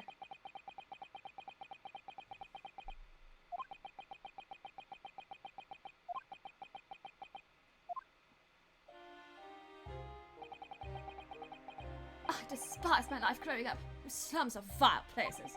I was cursed from birth, born into poverty, the son of a penniless artisan. My parents did nothing but quarrel all day long. What little money they had was never spent on me.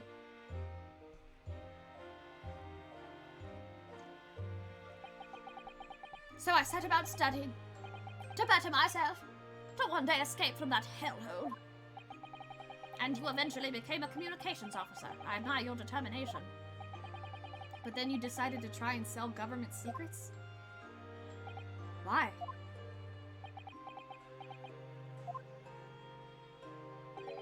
Isn't it obvious? Because I wanted money. Even now, years later, the nightmares of my life in the slums wake me in the small hours. I wanted to drown them out with more money than anyone who lived in that squalor could ever imagine. Then one day, I met him. Mr. Magnus McGilded. Oh god, I gotta do his voice again, don't I? You're in a field with a queer talent, so you are. I have money to throw your way if you're interested. All you need to do is go along with my little plan now. I was to steal the ministry's telegraphic message logs, and McGilded would buy them for a handsome sum. as I was responsible for inspections of the administrator's communications officers, was a simple enough task. The lure of the devil's offerings, how easy it is to succumb. But you must surely have realized the seriousness of the crime you were committing. And for that reason, I took great lengths to ensure that my actions were untraceable by using the music box.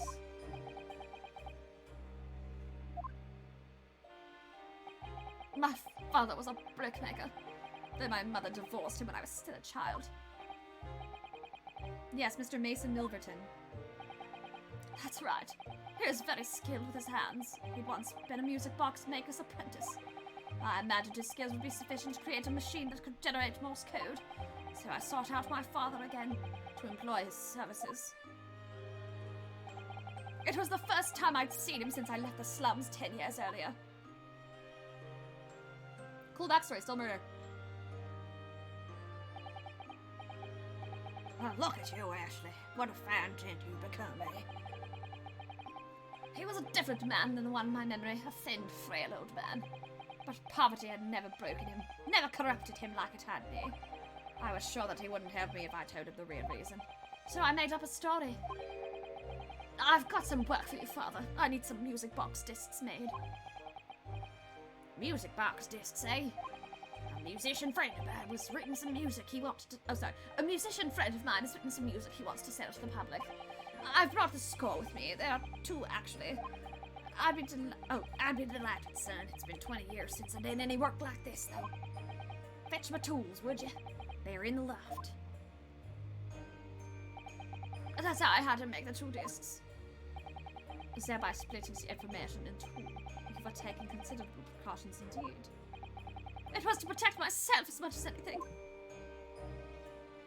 It meant that I could deal with McGilded in 2 separate transactions. The first involved the first of the 2 discs in the music box for playing them. I exchanged them with McGilded for 10 guineas. Then, on receipt of the second disc, he would pay 1,000 guineas. So, what happened on the omnibus 2 months ago was the second part of the deal, the exchange of the second disc. Yes, I'd sold the man information that way a number of times already, but it seems he became reluctant to part with his money. But that doesn't quite make sense, Mr. Graydon, for why was it on Let me try that line again. For why was it that on the omnibus 2 months ago, your father, Mr. Milverton, was the one dealing with Mr. McGilded and not yourself? When I received 1,000 guineas after my first completed dealings with McGilded, I decided to give 200 to my father for his troubles.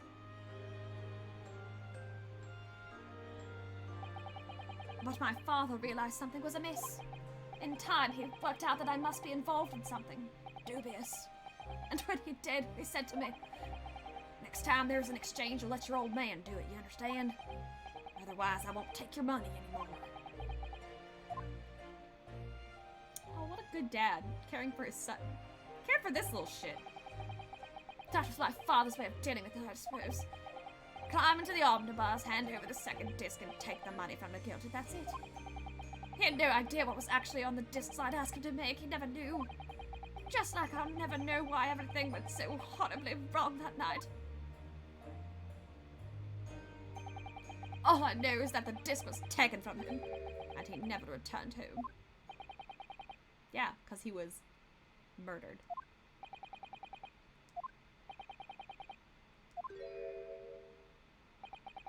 It was only then that I found out what sort of a monster McGilded really was. So after 10 years of not once uttering it, I swore on my father's name.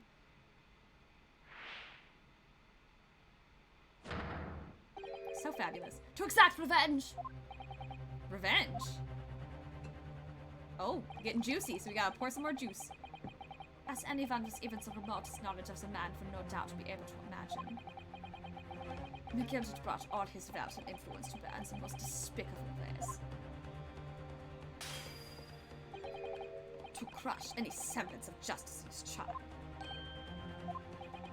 The crime scene was tampered with, evidence was fixed, and witnesses were bribed. That trial 2 months ago was a farce from start to finish. My feet had barely touched British soil back then, and I walked into that hornet's nest completely unaware of the sinister background to it all. I'd made plenty of money out of my dealings with McGilded by then, so I spared nothing in my arrangements 2 months ago. I knew exactly who to hire. If you're willing to pay the price, there are people in this city willing to do anything you ask. McGilded himself had showed me that. Are you saying that? I think you have the picture now. After he twisted everything to his favor in this courtroom to ensure that he walked free, I took matters into my own hands and delivered them just as that monster deserved. Oh shit, so he did murder him. He super murdered him. He was dead. He actually was dead. Oh, I thought he faked his death. Oh boy. That tragic accident following the trial here 2 months ago was planned and executed by yours truly. McGilded's death that day was caused by this man. Oh my god. Everything is ready, sir, if you'd like to follow me into the courtroom.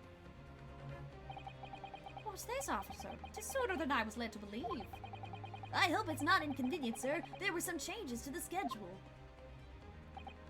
Well, I must be making tracks now. 'Tis time for the inspection. They're going to examine the omnibus again, so I'm told. I asked if I could be present for it myself.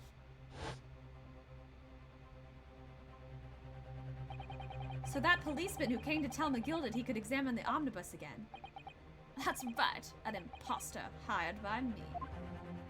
McGilded used his wealth to manipulate the trial.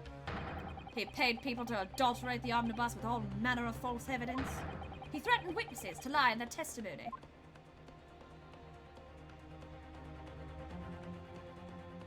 So I gave the man a taste of his own medicine. Once the omnibus was doused in paraffin, one of my sham policemen ushered McGilded inside and sent him on a one-way journey to hell.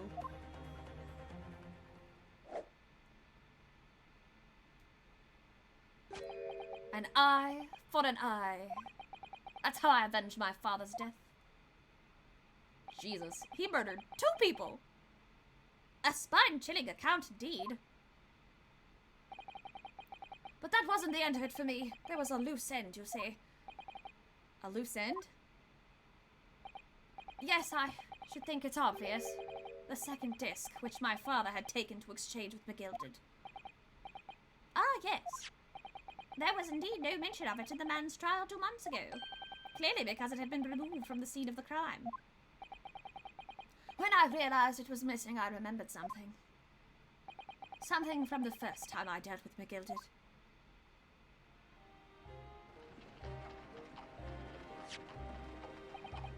This is the first of 2 discs in the music box. You need to play them. Well, look at that now. What an ingenious little invention. So then, I'm sorry.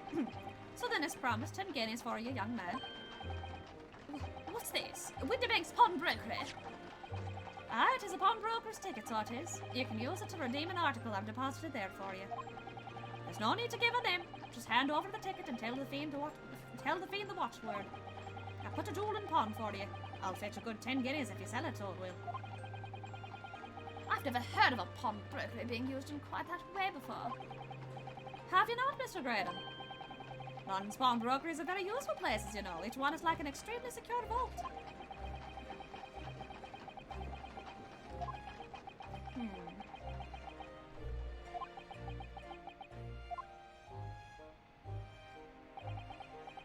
So I knew that if he'd taken steps to hide the disc, it would be in that pawnbrokery somewhere. And that on the night he killed my father, he must have entrusted that ticket to someone.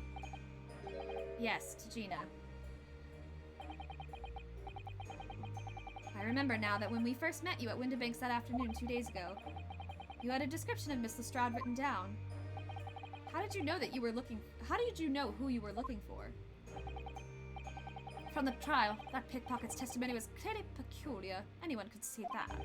I realized immediately that she was another of McGilded's pawns, that he must have threatened her somehow. I was fairly convinced it would be her who had...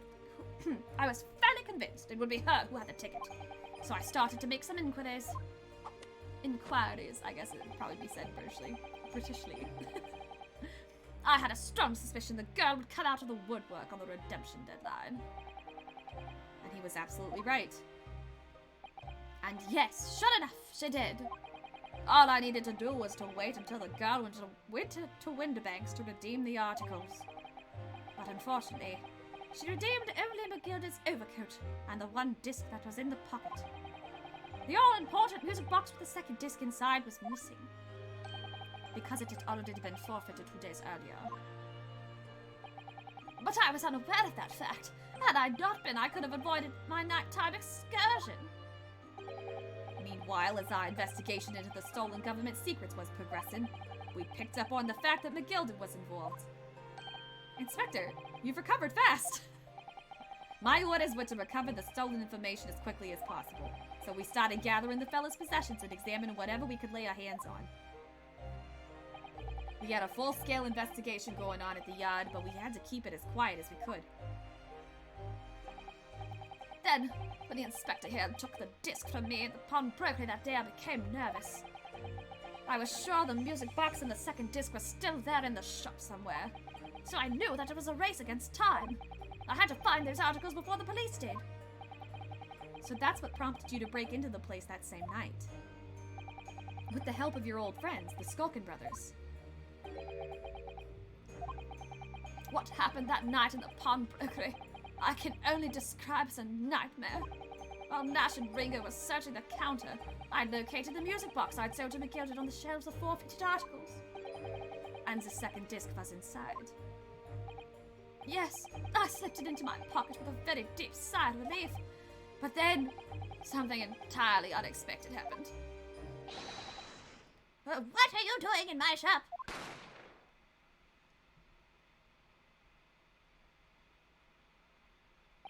A gunshot rang out of the shop and I felt a sharp pain in my left arm. The blocker fired his gun and the bullet pierced your limb. Yes, exactly. But unfortunately, I decided to bring my own gun with me that night, just in case.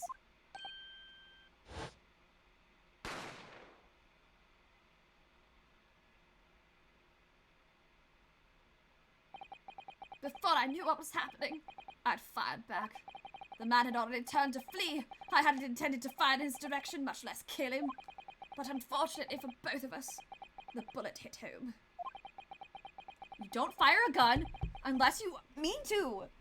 Oh my gosh. It struck him in the middle of his back as he fled through the storeroom door for refuge. A sorry, sorry tale. It all took place in the blink of an eye. I don't imagine Nash and Ringo even realized what had happened at first. I was terrified, so I fled. And that's the whole story. That's everything that happened at Winterbanks on that wretched night. Wow, I was actually wrong about the whole peephole thing.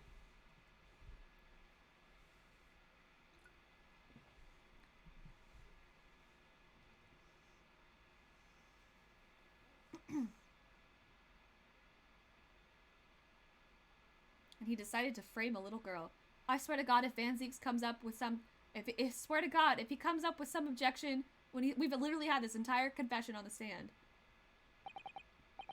Earlier, you called McGilda a monster. A man who used his wealth and influence to distort the facts and escape justice for the crime of murder. What tragic irony.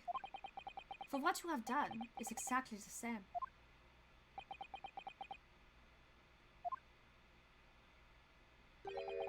You've become the very monster you saw and despised so deeply in McGilda. Damn, kick him while he's down. Yes, I think I have.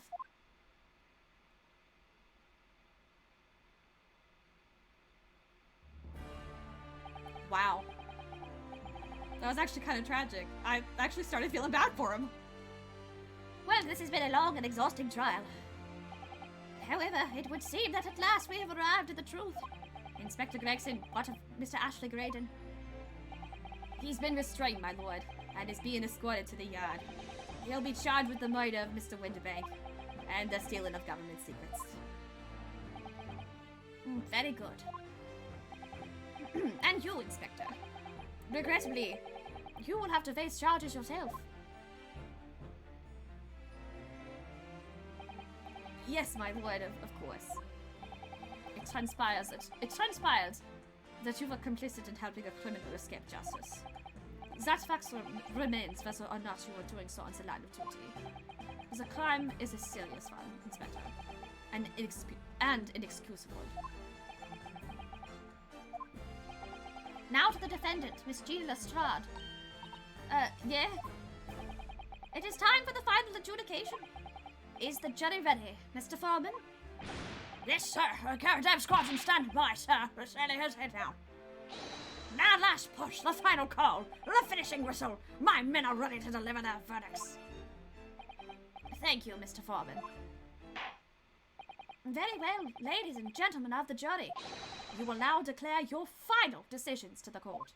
Not guilty. Not guilty. Not guilty. Not guilty. Not guilty. Not guilty. I still want to know what's on the discs, though. I kind of want to know what the Morse code actually says.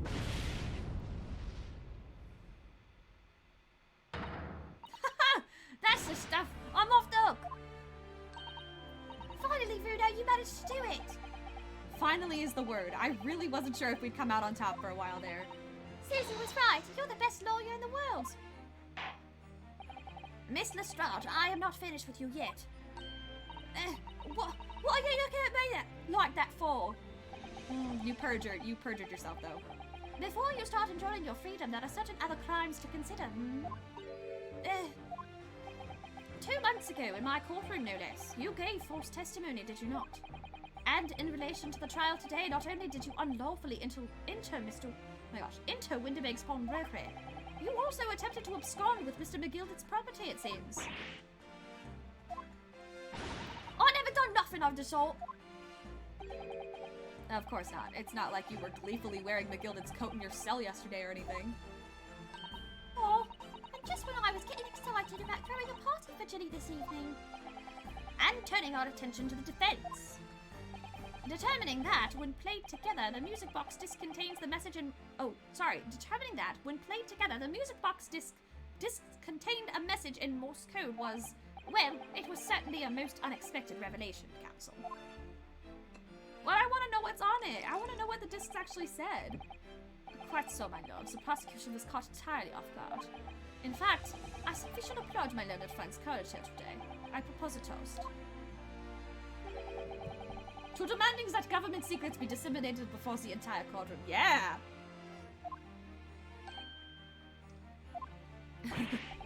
Very sorry about that. I still think they should be disseminated.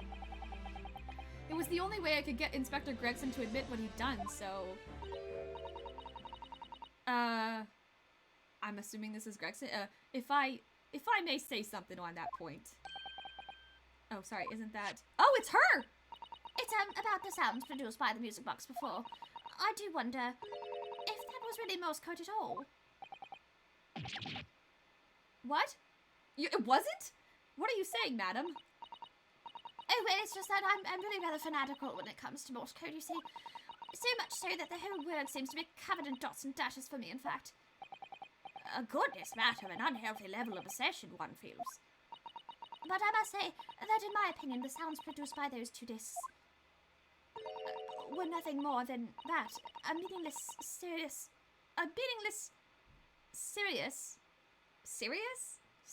I think is what it... A meaningless series of two different tones. What? Can that really be? It wasn't Morse code after all? My lord, the defense would like to listen to the music box again. Are you off your nut? How many times do I have to tell you? Those discs contain ministerial secrets, sunshine. This courtroom is not an appropriate forum to discuss the nature of government communications. We non-begins conspire to trade national secrets with our enemies, secrets acquired from Mr. Gordon. Now that the man has admitted to his crimes, we have no need to pursue the matter further. This is really gonna bother me. Same. Samesies.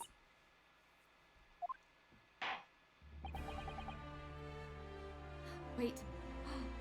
Wait a minute. The chocolate or the caramel. Wait a minute. I think there's still a chance we can hear it. Miss Lestrade. Yeah, my lord? That which you have seen today here in this courtroom has been extremely disturbing. Falsified evidence, intimidation, perjury, a grim catalogue of depravity. An appalling experience to befall any child. Oh, come on, it ain't nothing I don't see most days in back slums. I beg your pardon?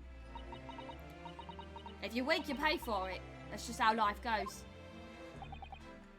Gina? But look, I reckon I've worked something out today. The world ain't fair, but if you want to change, you gotta start at home. You gotta change how you are yourself.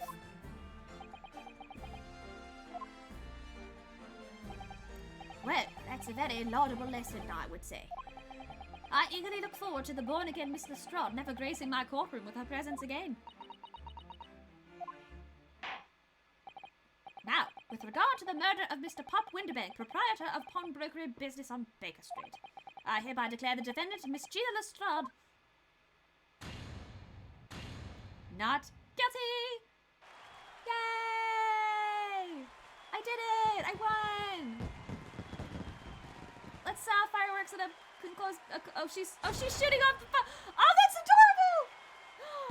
Oh, that's amazing! That's really cute. Oh, I mean, it's a closed building. I think the Old Bailey would be set fire if we actually... Anyway. That is all. Court is adjourned.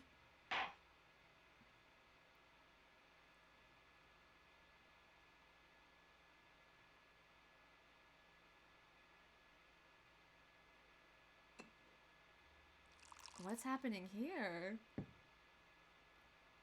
What's going on? On a personal note, I must say you've surprised me, my Far Eastern friend. Despite being a Nipponese, you saw through the pretense to the malice that festered within that Englishman. And at the same time, you saw through the grime to the surprising heart of your English client. You have a curious talent for judging character, especially considering our very different cultures.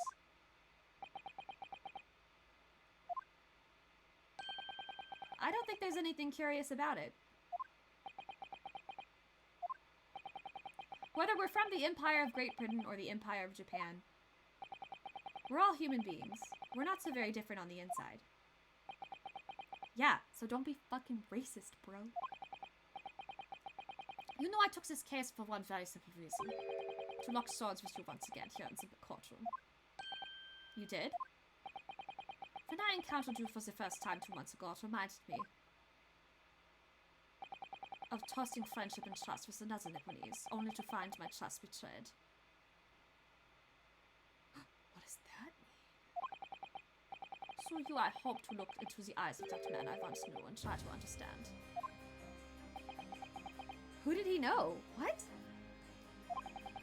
You mentioned something similar earlier today, about total betrayal at the hands of the Japanese. What happened exactly? Well, you may ask. And one day, when the time comes, you will know the answer, whether you like it or not. Alright, then I'll wait for that day if I must. What does that mean? Coming to be known as the Reaper of the Bailey and my retirement from the service 5 years ago, it gives me cause to wonder if our meeting has some deeper purpose. So farewell, my learned Nipponese fellow. Until we meet again. This is very dramatic.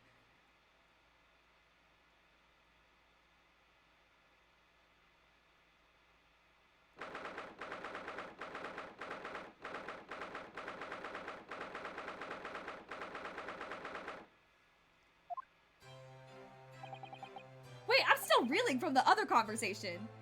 It's done. It's over at last. But where's Iris disappeared to? Ah, congratulations, Gina. I knew it all along. I knew that you were innocent. I love her. She's also one of my favorite characters. Well, you did what you said, Mr. Naruto. You believed in me right up to the end. Tell me, what is your name? What's thought about it. I told you I had faith in you, didn't I?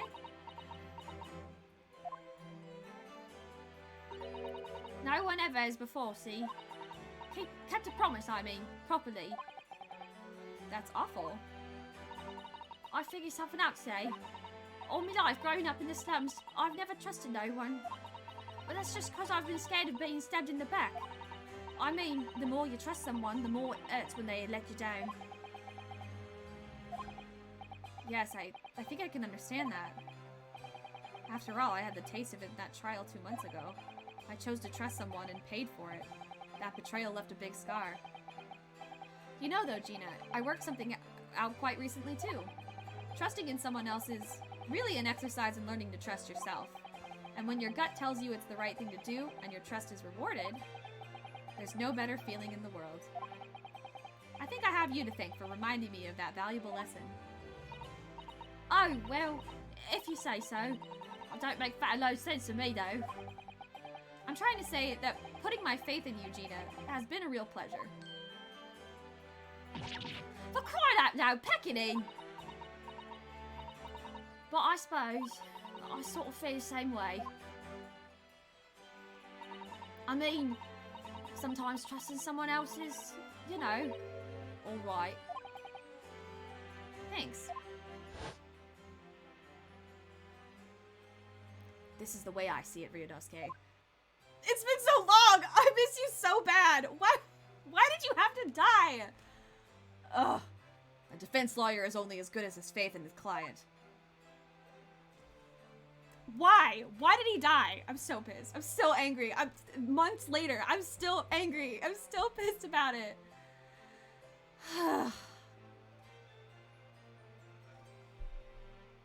Why did you have to die? Anyway, and that comes down to how much faith he has in himself. After this experience, I'm starting to feel like I understand what you mean. Hazma, am I living up to your expectations? Am I turning out to be the lawyer you believed I could be? Oh god. Pardon the interruption. I'm assuming it was the bailiff. I was right, okay.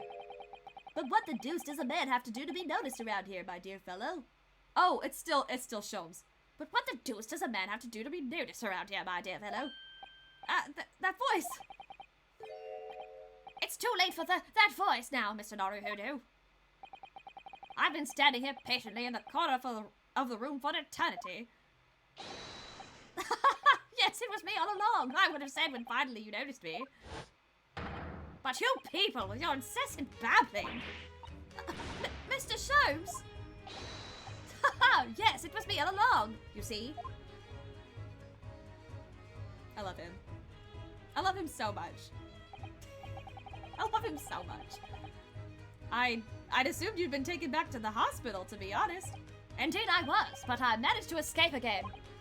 Oh. I happened to be aware of one or two foibles of the doctor who was tending to me. I merely made my knowledge of them known to the man, and he happily issued me with a leave of absence. How very above board. 2 foibles. How about the fact that he left his scalpel in you? But enough of my adventures. That was a fine victory, Mr. Naruhodo. Your tireless efforts justly rewarded, I feel. Congratulations on an order. As a close friend, I tip my hat to you. Oh, thank you. Some great detective you are. Great at being cold as ice, maybe. Have I irked you in some way, Miss Lestrade? While you've been having a snooze in your nice soft bed, some of us have been fighting for our lives. Ah, well, that bullet did cause me to lose a substantial amount of blood, it's true. So I have indeed been feeling somewhat cold. Not perhaps as cold as ice, but, well, have a feel. Could you take your hands off my neck, please, Mr. Sholmes?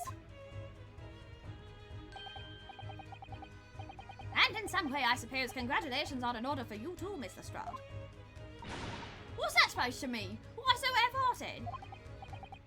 Well, naturally, it isn't my intention to alarm you, but an acquittal in the trial with that particular prosecutor is perhaps a little precarious.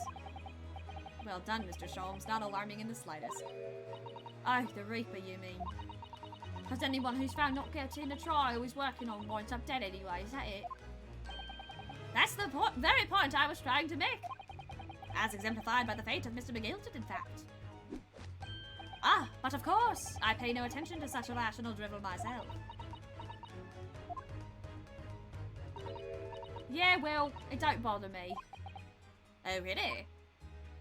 Of course not. The way I see it, the rape is a bit like him upstairs. Wait, what? The rape is a bit like him upstairs. Him upstairs? You mean like God? Like God? Yeah, him upstairs knows what's what, right? He knows what people are like on the inside.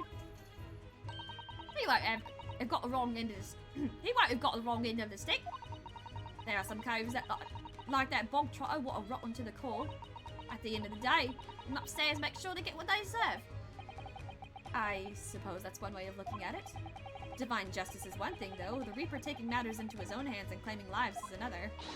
Well, I ain't like the McGildeds of this world, so I ain't scared. I got principles, see?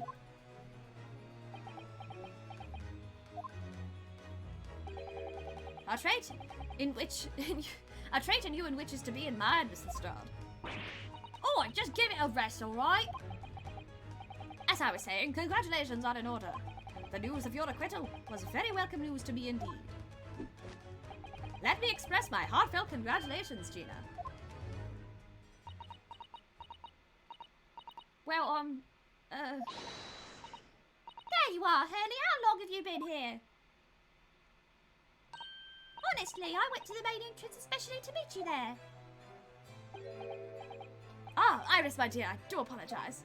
But wait until I tell you what happened. This pair made utter fools of themselves. What happened? As you know, I have a penchant for disguise. I was hiding in this room dressed as a bailiff. But these dotes didn't notice my presence at all. They had no idea. Can you imagine, Iris? Would you credit it? I'm not sure, really.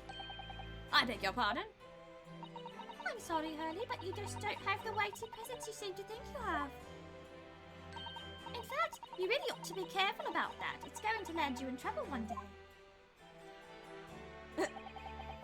I'll be careful. Ouch. Anyway, it's such a shame. I was so hoping to throw a party for Ginny tonight. But you won't be able to come, will you? Don't look like I'm going to be going nowhere for a while. You heard the judge's patter. I got stuff to make amends for, apparently. All of them offences. What was it again? Breaking and entering, taking the bog, trying to stuff what was in the log, blah blah blah. Yes, I think you'll find that basically being a pickpocket is the main offence. But diving ain't an offence. It's a job, isn't it? I don't think so. Still, it has me thinking all this. Maybe I should start looking for another line of work. I mean, you didn't start off as a lawyer, did you, Odo? Well, no, but I was never a pickpocket. Well, anyway, I reckon I can make a change. I'm gonna do something for all them like me, like from the slums. Something that makes a difference for them. That's a wonderful idea, Jenny, and I'm sure you can do it. What is it?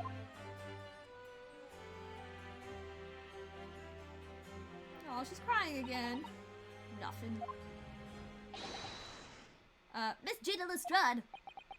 The prison carriage has arrived, ma'am. Come with me to the rear gate at once. Right. Well, looks like I'm off then. Yes, goodbye, Gina, and good luck.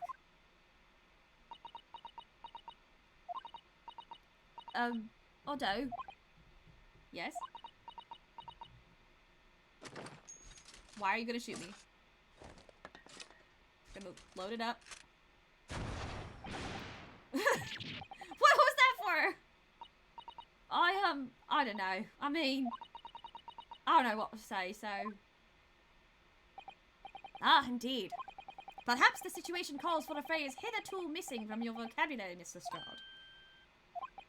On occasions such as this, I would recommend a simple thank you. Oh yes! It's good advice, Jenny. Right, I see. Well, Come on. Come on, Gina. She took her hat off. Thanks, Odo. Oh, she's so sweet. Thank you for everything what you done, for believing in me. I love her. Oh, I want to hug her. Not at all. In fact, that should be my line. Thank you, Gina. Happy ending. Oh my gosh. Happy ending. Well, there she goes. I wonder if I'll ever see her again. Well, well, quite the indomitable pick purse. Oh, I nearly forgot. I bought a paper outside. It's a special edition, and this trial is all over the front page. Pickpocket's innocence proven. Isn't it wonderful? You should have shown it to Gina, Iris. She would have been thrilled. Oh no, how silly of me. Oh, but anyway, would you like the good news or the bad news? Not again. Well, what do you say, Runo? Hurley? As usual, I think I'd rather get the bad news out of the way first. Absolutely not. I have no intention of listening to anything but good news. And there you have it. How people answer that question says a lot about them, doesn't it? Let's not go there. All right then, maybe let's start with the good news this time. The rain has finally stopped. It was a record level of rainfall apparently. Well, that is good news indeed. We can journey back in greater comfort. All right then, what's the bad news? The huge storm left the seas very choppy. The channel in particular is awful, so sailings out of Dover have been delayed by a day or more. Wait, Dover? That's right. If we head to the station immediately, we may still make it in time to wave Susie off. Oh, but there won't be a train. Surely we couldn't be that lucky. Who do you think I am, Mr. Naruhodo? Mr. Chalmers? I rushed to Victoria Station earlier and made arrangements for a special express. If we hurry now, we shall be there in time for dinner. And I know of a fine restaurant that serves the most delicious baked sole. The great detective does it again. Indeed he does. I happen to be aware of a number of the rail transport director's foibles. What? I merely made my knowledge of them known to the man, and he happily laid on the locomotive. Elementary. Just an idea, but it might be wise to stop manipulating people that way. What are we waiting for then? To land in Victoria!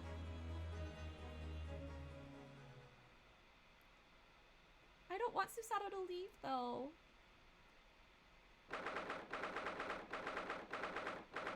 '18th of April. That's the day before my birthday. Port of Dover, Quayside. That took somewhat longer than I had anticipated. Susie's boat must be about to leave now. Miss Susato, where are you? There she is. Wait, why is she on that dock? Where's... Over there, look! Looks like she's reading something. Hold it! What are you doing? Miss Susato, wait! What are you doing?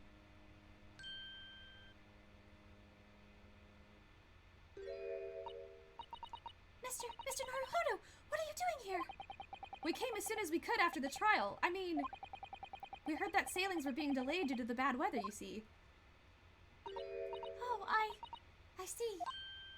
Then tell me, how did Gina's trial go? It went well. She was acquitted. Thanks to you, because without that piece of evidence, we would have been screwed. That's wonderful, really wonderful news.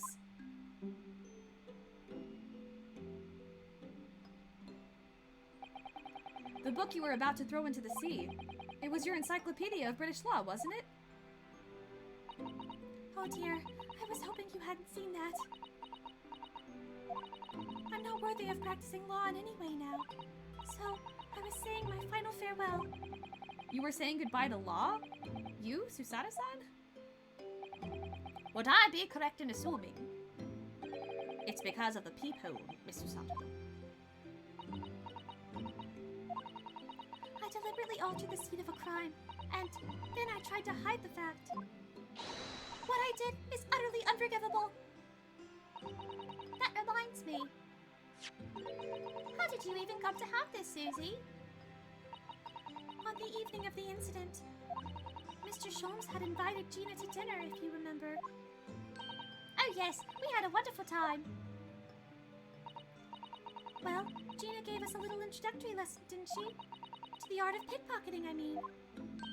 Oh, that was so much fun! I stole Rudo's armband. Yes, please don't do that again, Iris. That band's very important to me. Well, if that's so important, you should pay more attention to it. You didn't notice for ages. On a whim, I thought it would be fun to see if I could take the cat Frankumjay, so I put it up my sleeve. Really? And then I rather forgot about it until I found myself in Mr. Windibank's shop with it later that night. I see. And then...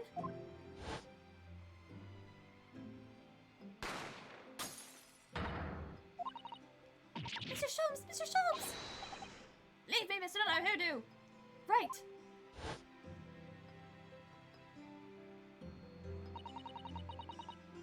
After Mr. Naruhodo had left the shop, I started to think that door started to play on my mind. The storeroom door, you mean? Yes, if Gina was anywhere in the shop, I realized it could only be behind that door.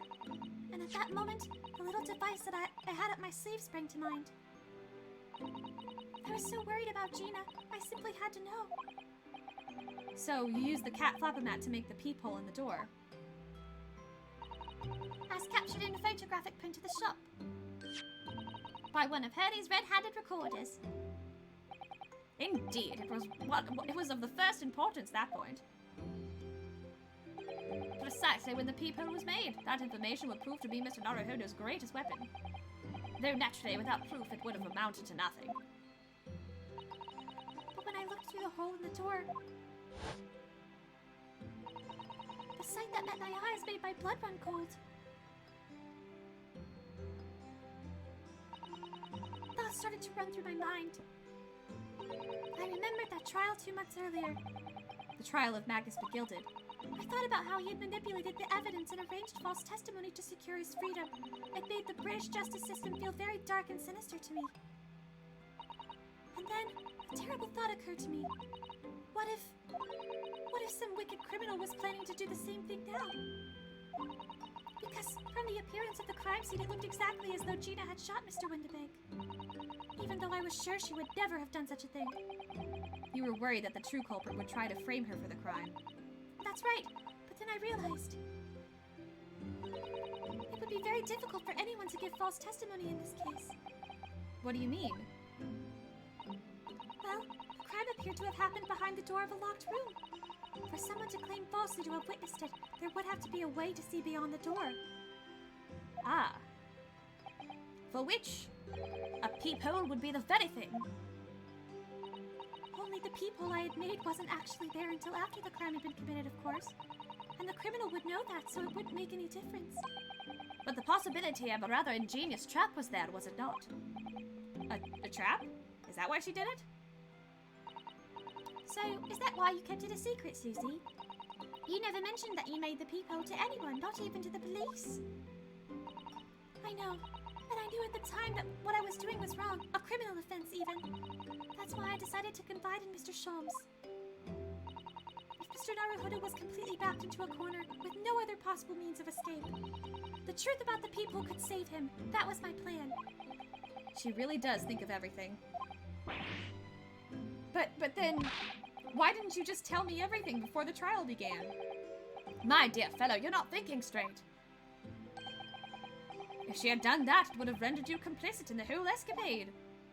Ah. You could have been disbarred if you had been seen to have knowingly tampered with the crime scene. So Miss Susato decided to shoulder the burden of responsibility alone. For your sake, and Miss Lestrade's. Miss Susato. The truth is, when it happened, I did it because I'd lost a little of my faith in the law. Oh.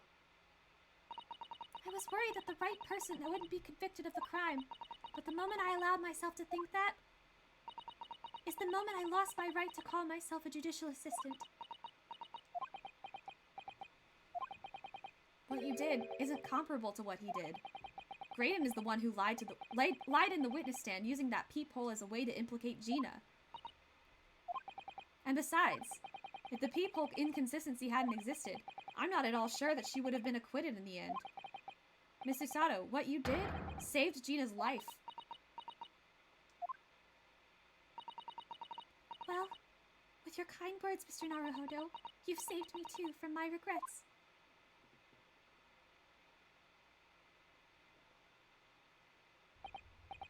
Well, we must all be thankful that Miss Lestrade's freedom has been assured. Yes, exactly. Although some of the loose ends in that trial will continue to play on my mind, I'm sure. But the revelation that the music box disc contains secret messages, Mr. Naruhodo. What a triumph to work that out. I'm full of admiration. Well, actually, that argument wasn't quite as compelling as I thought it was. Oh, it wasn't? There was a communications officer among the jury members, you see, a telegraph operator. And she said that the majority of the sounds on the disc were just meaningless tones.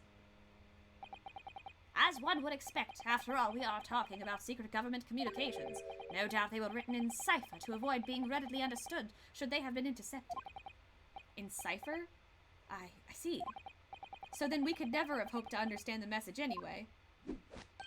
Nonsense, my dear fellow. It's quite a zero-pipe problem, I assure you. So he figured out the cipher?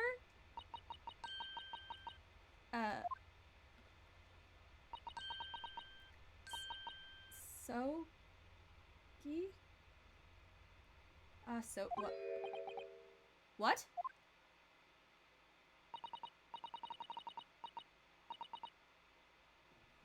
Whoa, wait a minute, what? Why, that can't be a real word, can it? How funny. Wait, Iris, what did you just say? Oh, I just said Asugi. Does that word mean something to you? Mean something? Asogi, that was the name of my best friend. What? But how? How did you know that name, Iris? I wrote you down during the trial before, when the message was playing on the music box. She transcribed it on the fly. She really is a genius. I thought the message probably wouldn't be written out in plain Morse code, so I tried various ways to interpret it. But whenever I tried, the words just didn't seem to make any sense. That is, in English at least.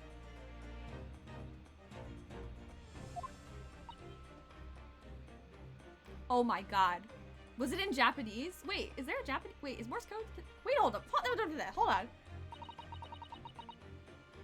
It suddenly occurred to me, you see, there's more than one Morse code, not just the English variety. Various countries around the world have altered and added to Morse code to use it in their own languages. I didn't know. Wait, I had no, that's, what? I don't believe it. Are you saying? That's right. I've only actually seen a chart of Japanese Morse code once before. But I think it's based on the Iroha program, isn't it? And you mean to say that in Japanese Morse code, the message says Asogi? Yes, I think so. Sorry, but I don't remember all of the Japanese Morse code. Iris, would you let me see that? Mr. Sato, do you know it? Do you know Japanese Morse code? Yes, I spent some time studying it. Because I'm quite sure Morse code will become ever more important for international communications. I have chills right now. Then might I recommend, my dear madam, that you focus your efforts on the English version. Be that as it may, Iris, show me the message, please. Of course.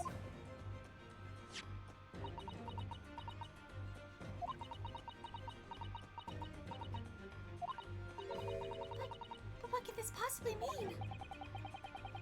Whatever is in that long sequence of supposedly meaningless dots and dashes, it's made the color drain from Susato-san's face. There's no doubt that this message is written in Japanese Morse code. So the British Empire has been using Japanese for its secret communications? I don't understand the reason why, but the message appears to be a list of 4 people's names. 4 names. The first is Kei Asogi. Kazuma Asogi. Why? Why was his name on that disc? The second is A. Shin. Shin? I don't recognize that name. The third is T. Gregson. Gregson.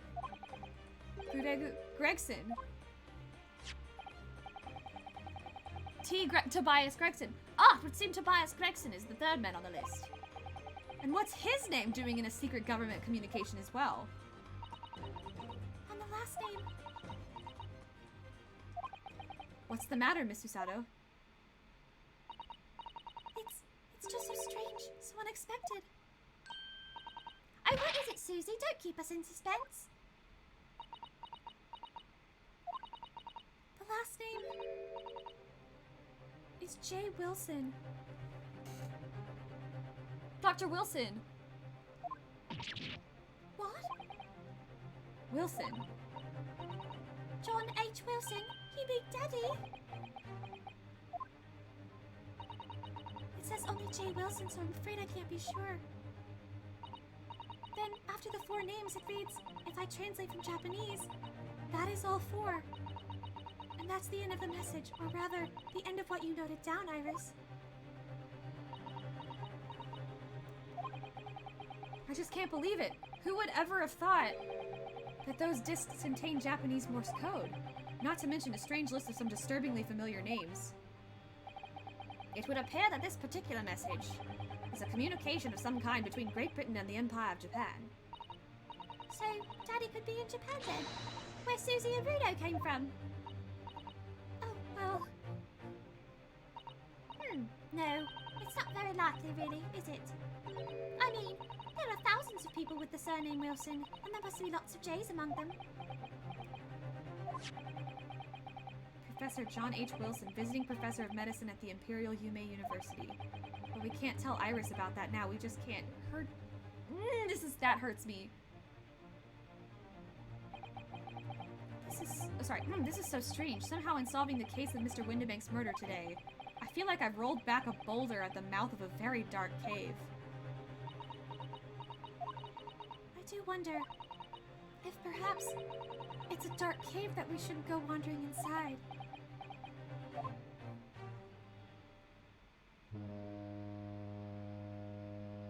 Oh no. Oh dear, the ship is going to set sail soon. Yes, it seems so. I'll sail on that steamship first to the port of Dunkirk in France. Then I'll change onto a larger passenger vessel bound for Japan. You're really going then, Susie? We wish you all safe passage, Miss Susato. Thank you so much. I wish all of you the very best. Miss Susato, I'd hoped to have you always at my side, to guide me and support me. Mr. Naruhodo. Please, come back soon. As far as I'm concerned, you really are the very best judicial assistant in the world. Oh, I'm quite sure. I'll be back before you know it. Really, Susie? Oh, now don't forget, Iris, I made you a promise I've yet to fulfill. A promise? About your manuscript. Oh yes, the Hound of the Baskervilles. Well, I'll be waiting for you then, Susie. A promise is a promise. Definitely, Iris.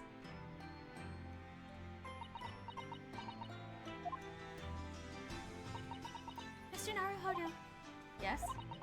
do you remember the first time we met? Yes, of course. I think you punched me in the face.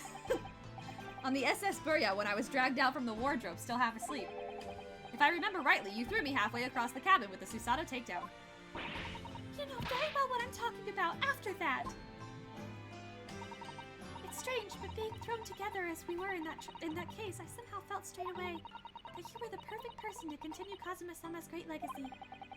Miss Susato. And my instincts were right. I really want to believe.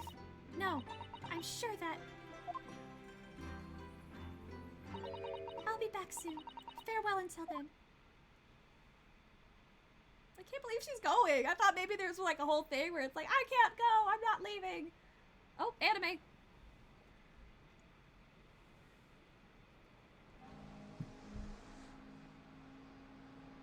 Somehow we seem to have come to the end of the adventures of Ryunosuke Naruhodo. Or the first volume, at least. Oh, Magahai's there!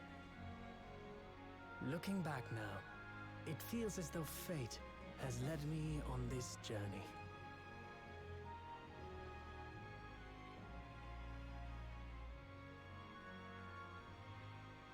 Fate led me to becoming a lawyer, to traveling halfway around the world, to meeting the great detective. I'm sure there'll be trials and tribulations ahead. Ha! Trials and Of tribulations. course there will.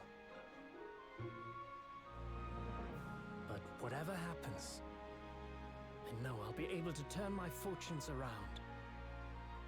Aw. He's back to playing his violin, I see. After all, I have the greatest friends in the world on my side.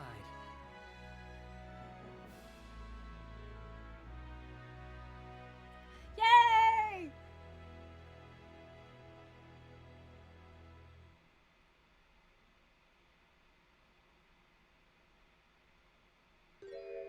Oh no. Ah, yes, Mr. Naruhodo.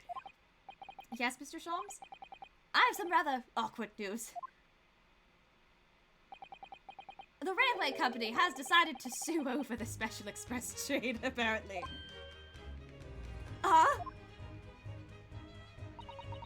It caused such a commotion on the line, all the other trains had to wait at stations. But really, we would never have made it to Dover in time otherwise. Anyway, I explained everything and how it was all your fault. Excuse me? I believe a formal complaint should be delivered to your office tomorrow. But not to worry, my dear fellow. According to Miss Susato, You love defending yourself in court. It's alright, I'm perfectly happy to testify. He really didn't look like the sort of man who'd do something so outrageous. See? amazing. Amazing. Mr. Sholmes? Yes? Push him in the water. A word, if you don't mind. Why, certainly. Any word you like. Bellow it out, my dear fellow. Oh yes, I love Runo's words, and I just know the one he'll use here. Oh god, is... Then I... Objection! Yeah, I knew he was gonna do it. Yes! Did the thing! I did it! I finished the first Great Ace Attorney! The first half, the first part! That's amazing! I did it! I didn't know if I would do it tonight.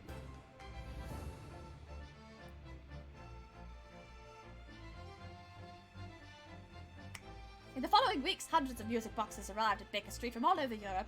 Something was afoot. Though it transpired I had ordered all them all myself. So I advertised them for sale with "Used by Mr. Sholmes to solve an important case." Oh, thanks, Minty! And the money I've earned consulting oh crap, whatever it said.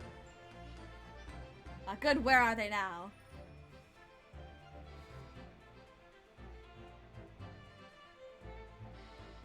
Oh, she's so sad. Oh, I haven't slept a wink. This manuscript is due tomorrow now. When I'm this busy, Hurley usually cooks me breakfast. Well, cooks is an overstatement for some dry toast and insipid coffee. I do miss Susie and her lovely Japanese breakfasts. I love that band. I love Japanese breakfast.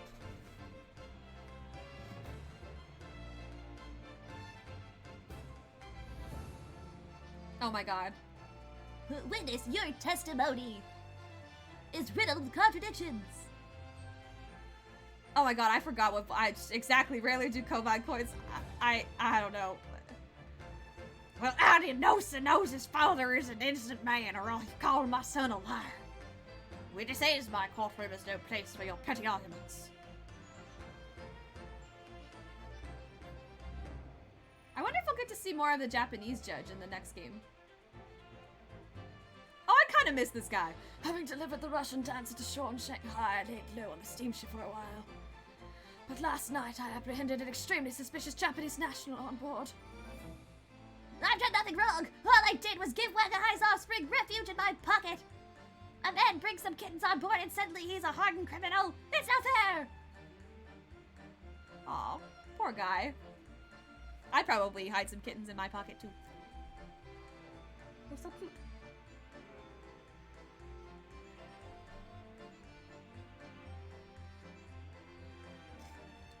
Scientific investigation would be the gold standard for policing a new age. I dream of a world governed by the tenets of order and discipline. Like a great clock, in fact, whose hundreds of parts mesh together in perfect unison. I still don't trust this man. He's still kind of sus. Now, if you'll excuse me, I've got 2 minutes and 37 seconds till my next appointment. I don't know. He still seems kind of shady. I feel like he knows more than he's letting on, but maybe we'll explore that more in the next game. The latest Wraith magazine is out, and I'm in it again. Whenever I say that one line she wrote now, I get a standing ovation. Wanna hear it? Not bad, I suppose, for an amateur. Aw, he's sipping all the tea. Her ladyship puts me to shame. He's not such a bad guy. He's not such a bad guy.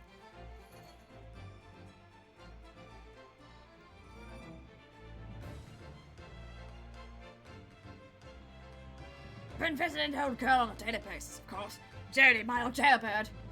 Must say, battling with those bonnet stairs every day has done wonders for the dicky peg. The dicky peg? Managing rather well with the housework too. Got this maid business taped up, I'd say.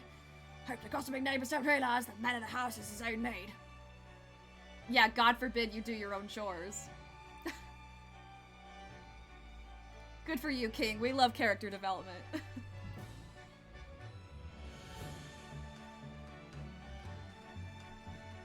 My roadie's back on the beat again, thanks to all thanks to the Reaper. As and I enjoy more these days in a small change and the gutter.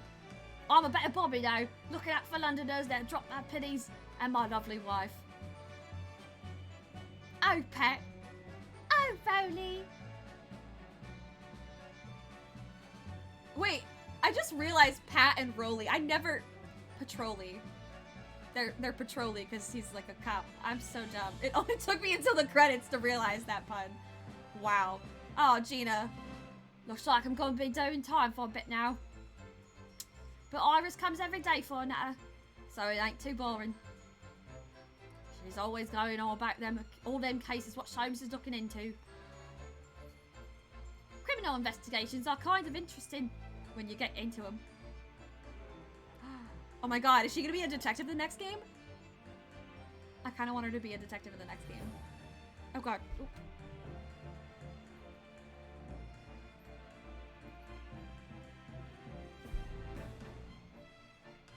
Yes, I would announce my upbringing and chose a life of sophisticated crime. Much regret, please. Give over, bruv. That's not the voice. That ain't the ish. We got time in here to plan to come back of Milverton and Skulkin's milk run, right? The Three Muskewatsits. Oh, they've got like a whole thing now. Milk in the neighborhood. So fabulous. I actually ended up liking him a lot more than I thought.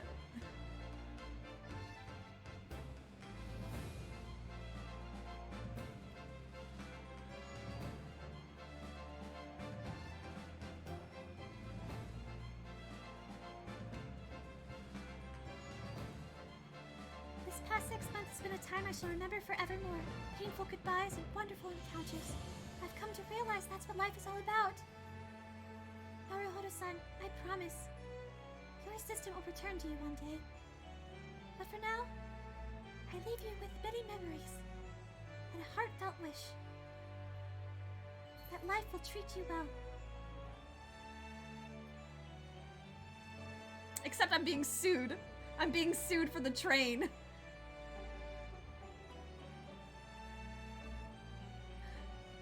Is the Dharma? Is he gonna film the eye? Oh, look at the picture. Aww. And little Wagahai Wait, hold on. Woo! No! Oh gosh, it was fading out! Oh, maybe it wasn't so bad. I can brighten it up. Oh. I love it. Wow. I can't believe... What is this?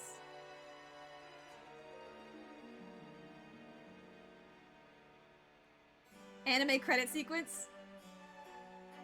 Oh, Kazuma, I miss you so much.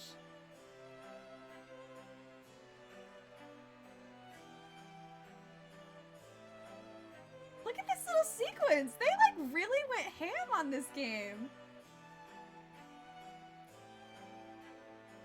Not only do we get a where are they now, but we get like a whole like little walking cycle. This is so cute. Oh, I almost forgot about her. We never got to see her face. She was fun to play. She was a bitch. Oh, I hope her dad's doing okay.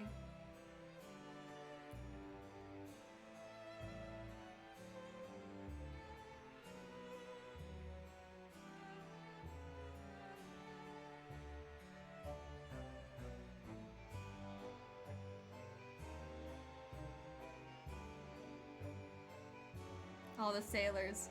Is he gonna bring his snake friend out again?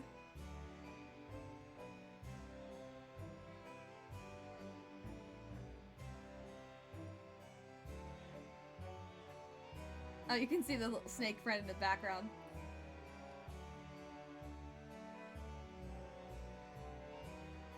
Oh, Cosma. Oh, he stops because that's where he... No! No! That just hurt my heart again. He stops there because that's where he died. My heart breaks again. My heart breaks once more.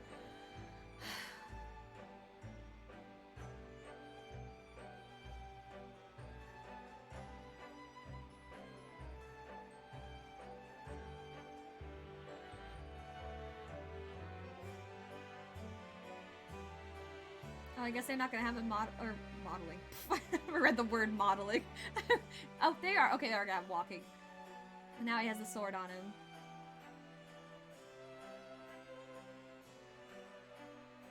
Oh, and Susato's coming with him now.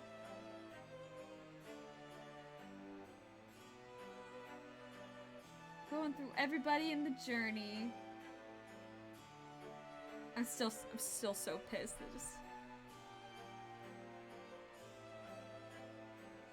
Oh god, these poor guys. Super taken advantage of. Oh, fuck. Take that sword out. Stab him. Cut that hat right off his head. Kick him in the nuts. Fuck you, McGilded. You caused so much trouble. Horrible man. The best character.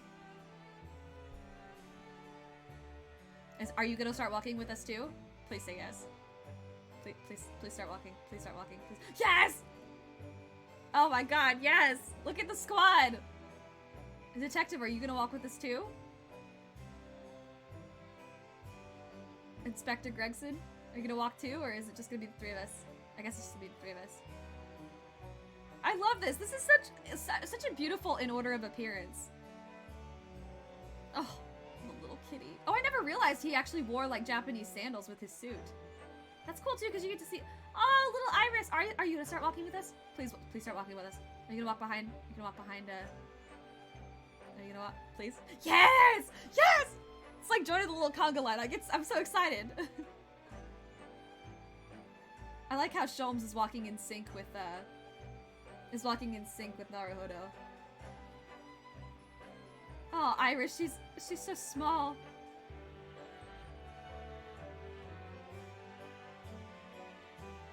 Gina, are you gonna walk with us? You're also one of my favorites. I would love to cosplay Gina. Oh, we should go fire the gun.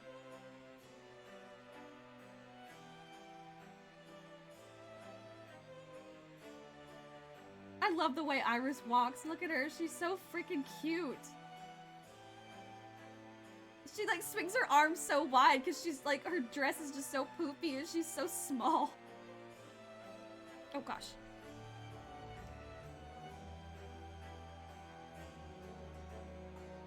I can't believe it's like, I can't believe we finished this.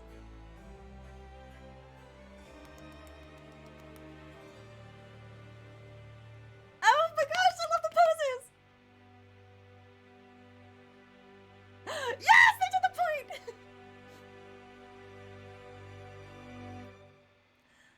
Great Ace Attorney Adventures, Finn. What was the other, what's the next one? What's the next one called? Part 2. Oh.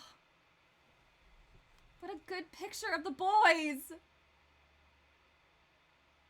Cosma, why did you have to die? Man.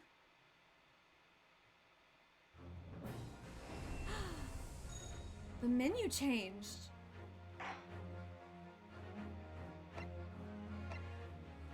If I hit... Wait, what's special contents? I kind of curious. Accolades, escapades, auditorium, credits. Great Ace Attorney 2 Resolve.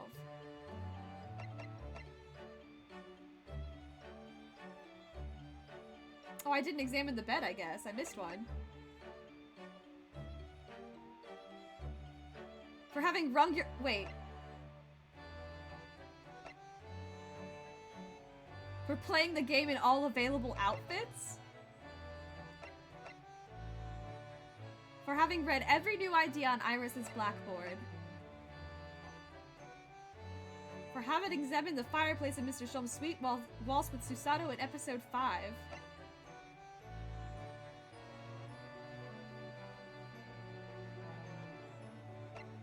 So some hidden ones. Huh. Interesting. Portraits.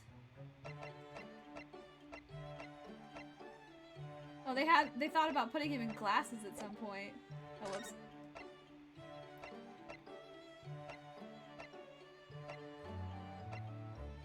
Oh, I love her design. This man, he cracks me up. Oh, this is an interesting one. Steampunk. Very dark. Okay, interesting. I wonder how Iris's design changed. Oh my god, look how cute! Oh, this is cute too!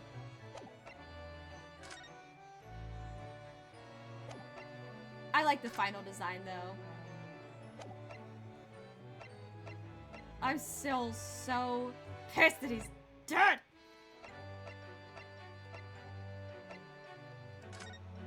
Interesting.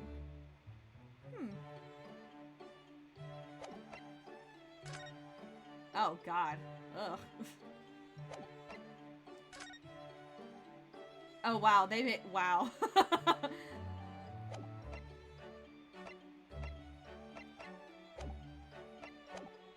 I like exploring all these different things. Some extra short episodes.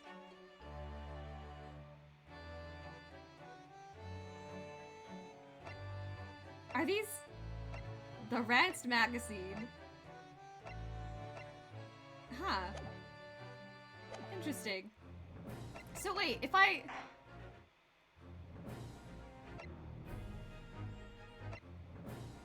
Ah. So wait, if I hit... If I hit... Continue...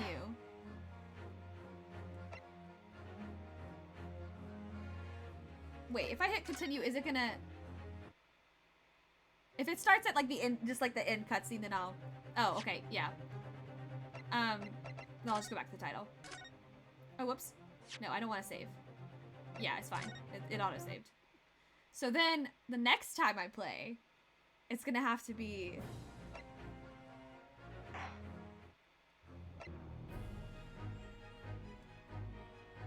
the Great Ace Attorney 2 Resolve.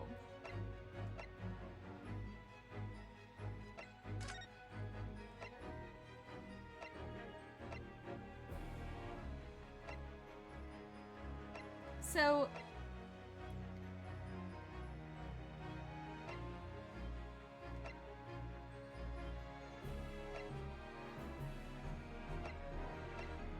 oh boy, I guess I'm gonna do new game. Wait, I don't want to start it yet. Wait, I don't want to start it yet. I'm gonna close it. Okay, I think this is a good place to end for tonight because we literally finished the game. So, or the first game, the first of these two Great Ace Attorney games. Wowza, what a final chapter that was. That was awesome. Oh my gosh. Thank you guys so much for joining me with that. I hope you liked my voices. I know I'm not the best, but I had a lot of fun, and I really like doing this. So yeah, I'm gonna be streaming again tomorrow. I'm gonna be playing some more Pokemon. So yeah, if you like Pokemon and you like to see me struggle, tune in for that. If you haven't already, go ahead and follow me on all my social medias. They're swiping down at the bottom. Twitter's the best place to find me, but I'm also everywhere. And if you want to join the fun on Discord, I also have a Discord. You can join that as well. Yeah, I hope to keep doing this. So have a good rest of your night. Stay hydrated. Get some rest. I love you guys.